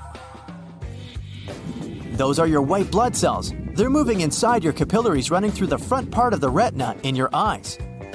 The funny thing is, most people don't notice the dots until someone asks them to pay attention. The Ring of Fire is not only the name of a popular song, it's also a horseshoe-shaped area in the Pacific Ocean. It's about 25,000 miles long and contains around 450 volcanoes. It's the most seismically active place on Earth. Over 75% of all active and sleeping volcanoes in the world are located in the Ring of Fire. No wonder around 90% of all earthquakes happen in this area. Oh, and by the way, the deepest trench on the planet is also located there. The Mariana Trench is one of the most famous features of the Ring of Fire. Its deepest point, the Challenger Deep, lies 36,070 feet below sea level. Funny fact, before color television appeared in the 1950s, 75% of people claimed they saw black and white dreams. But these days, the same study has found out that only 12% of people still dream in black and white. Scientists think they've found an explanation for this. It turns out that those who grew up watching black and white television more often have monochrome dreams. Why so serious? In the 1800s, having a photograph of yourself was a big luxury. Smiling in pictures was considered childish and even impolite. That and, well, a lack of proper dental hygiene. Photographers told these people posing for their pictures to say prunes instead of cheese. This word kept people's mouths shut. That's why all our ancestors look as if they've eaten something sour before posing for a photo. When going somewhere by city bus, you don't have to wear a seatbelt. You might have thought that this goes against every traffic rule you can imagine, but that's not exactly the case. There are several reasons why buses have no seatbelts. In case of an emergency, passengers need to be able to get off as fast as possible. If they have their seatbelts on, they'll waste precious time unbuckling them. Secondly, a bus is a heavy vehicle. In case of a crash, it stops more slowly than a car. So, even though the passengers will feel the impact, they won't get seriously hurt. That's also the reason why people are allowed to remain standing on a moving bus. Imagine you're on a date and have accidentally, or not, ordered a garlic pizza. You check your pockets and, oh no, you haven't brought your breath mints with you. No worries, this little trick can help you get out of trouble. All you need to do is order a cucumber salad or anything with celery. These fibrous vegetables can wash away odor-causing bacteria and help you get rid of bad breath. Try holding a slice of cucumber between your tongue and the roof of your mouth. It'll be the same or even better than a breath mint. Here's a riddle for you. A pointy mustache, melting clocks, and the Chupa Chups logo. What do these things have in common? It turns out Salvador Dali was the very person who designed the logo of Chupa Chups. The surrealist artist also suggested that the logo should be placed on top of the lollipop so people could see it at all times. Lady Liberty, when it first arrived in New York, wasn't green. It was the same color as a penny, copper that is. It turned green over time due to the process known as oxidation. But it still looks amazing, right? The difference between the American and European chocolate does exist. But why don't they taste the same, you might ask? The answer is simple: different regulations. European chocolate has to contain at least 14% of dry milk solids, while the minimum amount in the US is 12%. This means European chocolate is kinda creamier. It's also more chocolatey since it contains more cocoa. Experts had been experimenting with the potato chip shape until they finally got the ideal formula. That curvy shape we associate with chips has a scientific name. This shape helps prevent big problems. If chips were shaped in a different way, they would immediately break into pieces once put into a bag. But the curvy shape helps them remain in one piece. You might have noticed a similar approach in architecture when domes and arches strengthen the structure of a building. Are you ready for a spicy adventure? Let's talk cinnamon. It's a cool spice that most of us sprinkle on our oatmeal, toast, and apple pies. But did you know that some sneaky sellers out there are trying to sell us fake cinnamon? So, how can you spot the imposter? Well, the real deal is called Siouxland cinnamon, while the fake stuff is usually cassia cinnamon. One way to tell is by looking at the cinnamon sticks themselves. Real cinnamon is lighter in color and has a thinner, more delicate bark. The fake stuff, on the other hand, is darker and thicker. But don't worry, you don't have to be a cinnamon connoisseur to enjoy the real deal. Just make sure to read the label and look for Siouxland cinnamon. Your taste buds will thank you. Is white chocolate real or just an imposter? Well, it's time to settle this sweet debate once and for all. Some people say it's not even chocolate because it doesn't contain cocoa solids. But let's not judge a book by its cover or chocolate by its color, right? Technically, white chocolate is made from cocoa butter, milk, and sugar, which makes it a distant cousin to the darker cocoa solid packed chocolate varieties. But hey, if you ask me, family is family, even if they don't look or taste the same. And don't let anyone tell you white chocolate isn't delicious, because it absolutely is. Its smooth, creamy texture and sweet, buttery flavor make it a delightful treat on its own, or in baked goods like cookies and cakes. So, whether you consider white chocolate to be real chocolate or not, let's just agree that it's a yummy indulgence that we can all enjoy. Are French fries truly French? Hold on to your potatoes because it turns out that the origins of this snack are a bit more complicated than you might think. While it's true that French cuisine has given us some of the world's most delicious dishes, including escargot and coq au vin, the origins of French fries are actually traced back to Belgium. That's right, our crispy little friends were first cooked up in the land of waffles and chocolate. But here's where things get even more interesting. The reason they're called French fries is actually because of the way they're prepared, not because of their country of origin. You see, the term French in this context refers to the technique of slicing the potatoes into long, thin strips known as julienne cut. This technique was popularized in France in the 18th century, which is how the name French fries came to be. Want to add some egg rolls to this order? I mean, sure, they're delicious and all, but what's with all the fuss around this dish? First of all, let's talk about the egg part. Despite their name, egg rolls don't contain any eggs. Instead, the egg part comes from the thin, crepe-like wrapper that's made with eggs. It's like a little egg blanket that keeps all the tasty ingredients snuggled up inside. But what about the filling, you ask? Well, that's where things get interesting. Egg rolls can be filled with just about anything your heart desires. Veggies, meat, seafood, you name it. Some people even like to throw in a little cheese or rice for good measure. Now, here's where it gets a little weird. There's a bit of a debate in the egg roll world about whether they should be fried or baked. I say go for the fried version. There's just something about that crispy golden brown shell that can't be beaten. You might need to sit down for this one. Strawberries aren't berries, but bananas are. Mind blown yet? Here's the deal. A berry is defined as a fleshy fruit produced from a single type of cell. And guess what? Bananas fit the bill perfectly.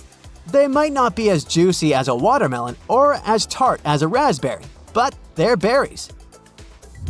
We might call them koala bears, but we couldn't be more wrong. Koalas aren't bears. These cute and cuddly critters are marsupials, which means they carry their little ones in a pouch. And while they may look a little bit like teddy bears, they aren't related to them. But hey, we can't blame people for thinking koalas are bears.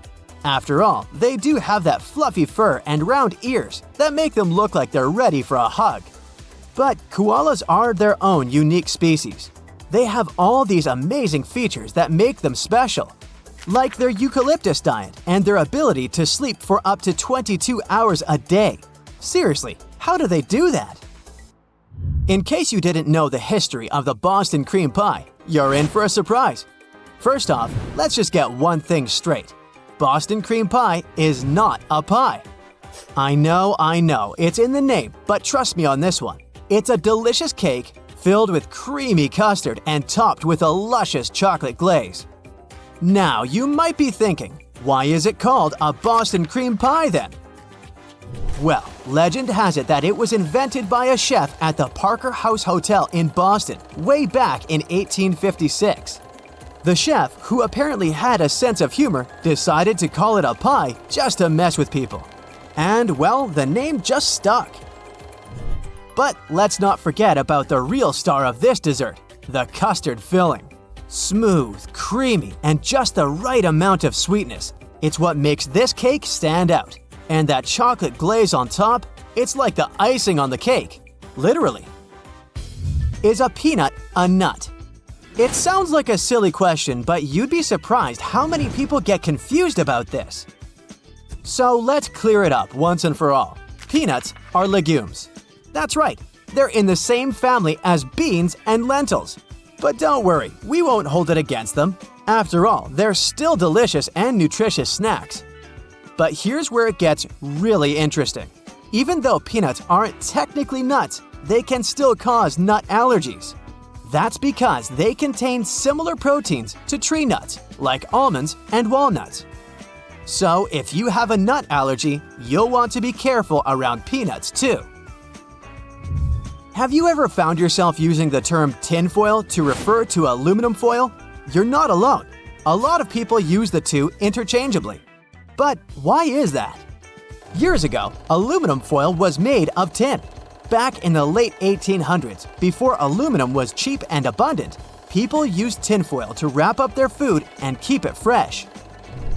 But when aluminum foil came along, it quickly became the more popular choice because it was cheaper and easier to produce. So how come we still call it tinfoil? Some think it's because aluminum foil was first marketed as tinfoil, and the name just stuck with most people. Others think it's because the two materials have similar properties, so people started using the two terms interchangeably. But whatever the reason, one thing is for sure. Tinfoil just sounds cooler than aluminum foil. You might be surprised to know that your trusty Pyrex dishes aren't Pyrex at all. Now, don't get me wrong, the knockoff still gets the job done, but it's just not the same. Be sure to check the label on your glassware before you go around thinking you're buying good stuff. Here's a cheat sheet to help you figure out what kind of container you have in your cupboard. If you see Pyrex with a lowercase p on a dish, that means it's not safe for the oven or microwave. It's most likely made of soda lime glass. Stick to using these containers for food storage. On the other hand, if you see Pyrex in all caps, you're in luck. This cookware is made of a special type of glass and can be heated in the oven or microwave. Just don't pop it under the broiler. Things could get messy. And if you're taking your Pyrex from the fridge to the oven, be sure to let it sit at room temperature for 30 minutes to avoid any glass fractures. Some of those potatoes you left in your pantry have turned green. Are they still safe to eat? When these vegetables come in contact with direct sunlight, they turn green because of a little thing called chlorophyll. It's a green pigment plants need to produce food during a process called photosynthesis. To prevent potatoes from turning green, you'll need to store them in a dark and well-ventilated area.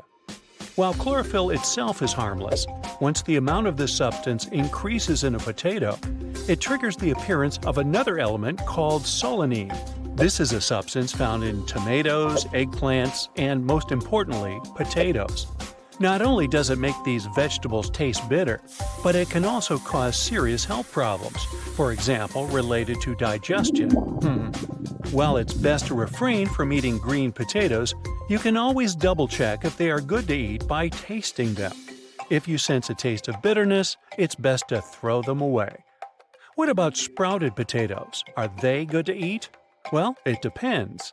That substance solanine has a lot to do with it again.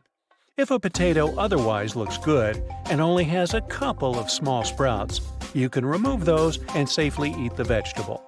They won't be the best looking potatoes, though. So, if you want to cook a dish where you need neat vegetables, you might want to skip the slightly sprouted potatoes and use them for something else, like soups or mashed potatoes. But if your potato looks like it's grown arms and legs, you'll be on the safe side if you throw it away. Solanine aside, it will also taste bitter, so you might end up cooking it for no good reason at all. Let's look at some other tips to help you improve your kitchen safety skills, like how you should wash fruits and vegetables with hard rinds, say melons or cucumbers. Simply running water over them may not be enough to get rid of all the nasty stuff on their surface. Best to use a sterilized scrub brush and some elbow grease to really get into those ridges and clean the vegetables properly. That way, the dirt and bacteria won't transfer from your veggies to your cutting knife or board. A fan of grilled meat? Might want to get a food thermometer to make sure you're always on the safe side. If you're an experienced cook, you might be able to visibly judge if the meat is ready. But if you're really not sure if the product is done, a thermometer will be your best friend. Specialists claim that whole cuts of meat need to reach a minimum internal temperature of 140 degrees Fahrenheit before you can serve them. Fish needs to reach 145 degrees, while ground meats need a minimum of 160. Poultry or pre-cooked meat, like hot dogs, need to be heated to at least 165 degrees.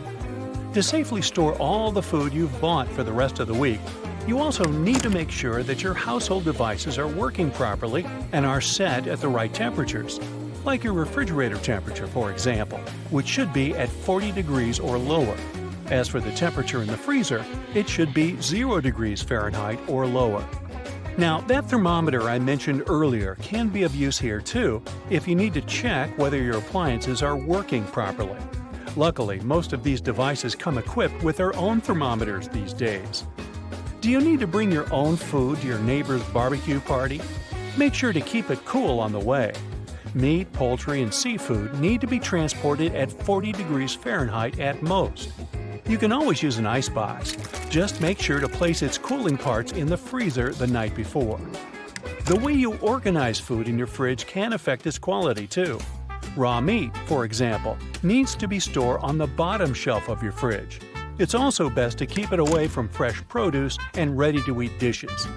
Now, have you experienced a long power outage recently? Sorry, but all the food in your fridge needs to go. If your fridge was offline for only a couple of minutes, you're most likely safe. Otherwise, you'll need to get rid of all the perishable foods. When it comes to canned food, you also need to take into consideration its acidity levels. Products that are high in acidity, like tomatoes, grapefruit, and pineapple, can be stored for 12 to 18 months if unopened. Canned vegetables, meat, poultry, and fish can be stored for longer, anywhere between 2 to 5 years, if the storing conditions are right and if the can itself remains undamaged. If anything looks rusty or has bumps on it, remove it from your pantry. You also need to be careful with storing your acidic food, as you should never use reactive pans. You might know that aluminum is used a lot in cookware because it's good at conducting heat. But cooking or storing something in an aluminum pan might not be so good for your food. Tomato sauce, for example, can damage aluminum or cast iron plates, and that will show in both the taste and the color of your food. Non-reactive pans are your safe bet, so make sure you invest in a good quality stainless steel, enamel-coated, or glass set of pans. A lot of dishes taste better if you pre-marinate the ingredients. Just make sure to always marinate food in the refrigerator. If you leave it outside on your counter, it'll soon reach room temperature, and then bacteria will start to multiply. And it may be dangerous if you don't cook that product at a high enough temperature afterward. Also, never reuse the marinating liquid. Now, the first rule, whenever you're gathering tools to prep for dinner, multiple cutting boards for each type of food. One should be reserved for meat and seafood, while others should be divided between vegetables, fruit, and baked goods. It's the best way to avoid cross-contamination in the kitchen. And speaking of cutting boards, your best bet would be to invest in a good bamboo one. This material absorbs little to no moisture and isn't easily damaged by knives. It's way more resistant to bacteria than any other type of wood, and it also lasts longer, not to mention the fact that it also looks really cool. Eggs can cause a lot of trouble if not stored correctly, but here are a couple of tips you can use. Fresh eggs are safe to eat for up to 3 weeks after purchase. Keep them in their original carton. Hard-boiled eggs need to be consumed within the week, no matter if they still have their shells on or not. Lastly, if you keep leftover egg dishes in your fridge, make sure you eat them within 3 to 4 days. Now, we all want our batter to be smooth and free of lumps, don't you? But over-mixing can be bad for your dish too. Way too much elbow grease can cause gluten to form in the flour, which will give you a really tough batter. The trick is to mix lightly just until the batter is homogeneous. Dried pasta comes in all sorts of different shapes and sizes for a reason, you know? That's because you should be pairing a specific type of pasta with the texture of the sauce. Like pasta shells, for example, go better with denser and chunkier sauces. Why? Because the sauce is gathered inside the shell, making it easier to serve and eat. The ribbed outside surface also helps with covering the shells in the sauce. Next time you mess up a tray of cookies and end up burning them, you can save them with your trusty grater. Just grate off the blackened parts from the bottom after carefully removing the cookies from the tray. Also, if you ruin their shape a bit, you can always dip them in melted chocolate. After the chocolate gets a chance to cool down, you'll be left with perfectly shaped pastries. Alright, you're going through the veggie bin in your fridge, and there it is. Among uneaten fruits and vegetables, lying there, rotting in the crisper, as a constant reminder of that healthy diet you promised yourself you'd start on Monday. That asparagus you got at the grocery store a week ago. Yeah. Okay, here's some motivation. Asparagus is packed with these wonderful things called antioxidants. They help lower the harmful effects of, basically, anything, including stress. And if you're forever struggling to decrease the number on the scale, asparagus could be just what you need. It's about 94% water and has as few as 32 calories in a 1-cup serving. That, and the body digests asparagus slowly. So, after eating just a handful, you'll keep feeling full in between meals. That means no more reaching for that midday snack of chips and cookies. Bingo! Hey, if you're like me and tired of getting seasonal flu and colds, then crunch on some carrots. They're loaded with vitamins A and C, which are must-haves for your immune system. Now, don't count on tossing your glasses after getting perfect vision with your new carrot diet. That's a myth. They won't improve your eyesight, but the antioxidants in them do protect your eyes from the types of light that can damage them. Oh yeah, and you might start turning orange if you eat more than 10 carrots a day for a few weeks. If you're a fan of Willy Wonka, now you can flash an Oompa Loompa vibe. If pasta is your guilty pleasure, well, it's not all that bad. First, it doesn't have much fat in it. Plus, it keeps you full for longer, and we already know the perks of that. Just be sure to check if your sauce is good. Opt for mayonnaise-free versions, and make sure your pasta is whole grain. Plenty more junk foods you can reach for without feeling guilty. Popcorn is packed with fiber, which, yet again, keeps you full and is great for your gut. I'm talking digestion. Though your favorite movie snack could also help you lose that spare tire too. It's surprisingly low in calories. Well, before you put the butter on it. Even more shocking, popcorn is good for stress. Yes, the thing that makes us all want to tear our hair out wreaks havoc on the body even at the cellular level. Antioxidants help repair that damage. And here's a tip to keep it healthy. Don't go too far with salt and butter. It's better to have it a bit bland. Now, you'll really like this. M&Ms may not be the healthiest sweets, but their blue dye is supposedly kind of magical. Some researchers claim this blue coloring provides a better chance of recovery after spinal injuries. Or you can just skip the spinal injuries if you prefer. How about a peanut butter sandwich?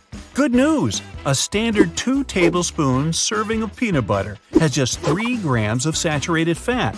That's the bad one that blocks blood vessels. And about 12 grams of unsaturated fat. The good kind your body needs. Olive oil, for example, has the same ratio. To make it even healthier, go for unsalted peanut butter and put it on whole grain bread. Regular butter is heavy in bad fats, but it can also help your body better absorb important vitamins like A, D, E, and K. A tip, if you're worried about gaining a few extra pounds, opt for whipped butter. It has fewer calories. That's because it's full of air. Any ketchup is loaded with most of the good things any regular tomato has. Your heart likes it, and it can help fight stress. Yes, those magical antioxidants yet again. Try to opt for organic ketchups if you can. They're made from real healthy tomatoes with richer nutrients. At least that's what a recent study from Spain found. And as one of the world's leading tomato producers, they probably know what they're talking about.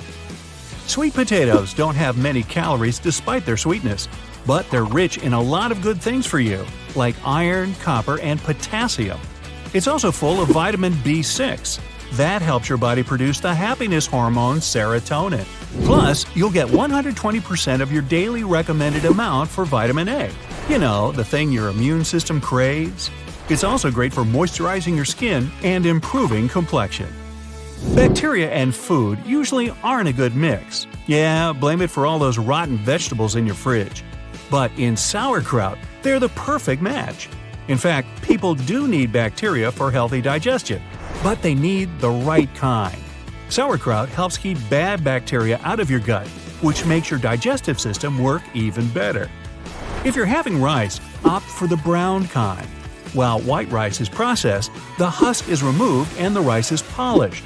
The problem is, up to 80% of the B vitamins get unintentionally eliminated too. Other vitamins get completely taken out. Plus, brown rice has more fiber, keeping you feeling nice and full between meals.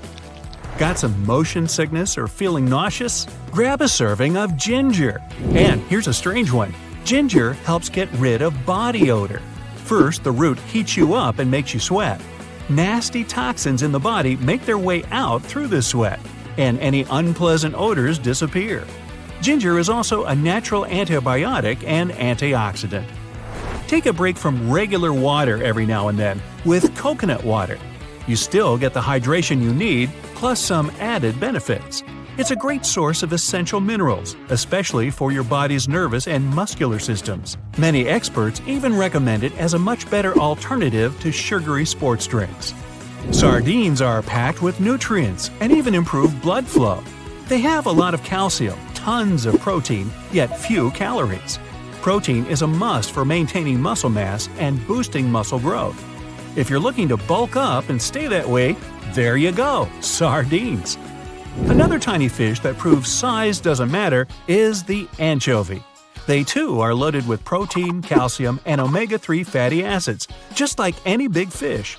Hey, order some anchovy pizza next time.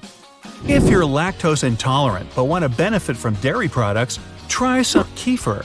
This fermented milk is full of bacteria. Yeah, don't be scared, it's the good kind that may help eliminate or reduce lactose intolerance problems. Try replacing your daily black tea or coffee with some rooibos for a couple weeks. It's a plant used to make red tea, and several studies have linked it with good heart and kidney health. It's a great alternative if you have a bad reaction to caffeine. Red tea doesn't have any.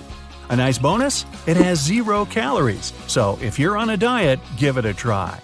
If you still avoid dark poultry meat, you may want to reconsider. Sure, light meat is a healthy choice, no argument here. But the fat in the darker parts contains a hormone that stimulates the digestion of fat and protein. Meat from the leg is also packed with taurine, which is essential for good metabolism and digestion. Oats are packed with a whole laundry list of vitamins, that's a given. But they're a must for weight loss. Full of fiber that keeps you energized and full, they also contain more protein and good fats than other grains. Bottom line? Oatmeal is one of the healthiest breakfasts you can have, and it's quick and easy to make. Even though coconut oil contains some bad saturated fat, it's still good for your weight and energy levels. Plus, these are fats that can be easily digested. Coconut oil also helps the body burn fat and provides the brain with quick energy, not to mention the hair and skin benefits of it. Rub some on your face or all down your hair from root to tip. It's very moisturizing. There's one yummy way to lose weight if you're a fan of spicy food. Use hot sauces. They add the flavor you love and help cut down your appetite. It's all because of the capsaicin they contain. It's usually in chili peppers. This compound lowers the hunger hormone ghrelin in your body while raising the level of the hormone that's in charge of suppressing your appetite. Woo, double whammy! Spices such as cumin and turmeric are healthier than you might have thought. Turmeric has potent antiviral properties and acts as an anti-inflammatory agent. Cumin is also good at combating bad bacteria, and it's super heart healthy. And now, I'm hungry. Finish clearing out your crisper, and I'm off to lunch. Bye-bye! That's it for today. So hey, if you pacified your curiosity, then give the video a like and share it with your friends. Or if you want more, just click on these videos and stay on the bright side.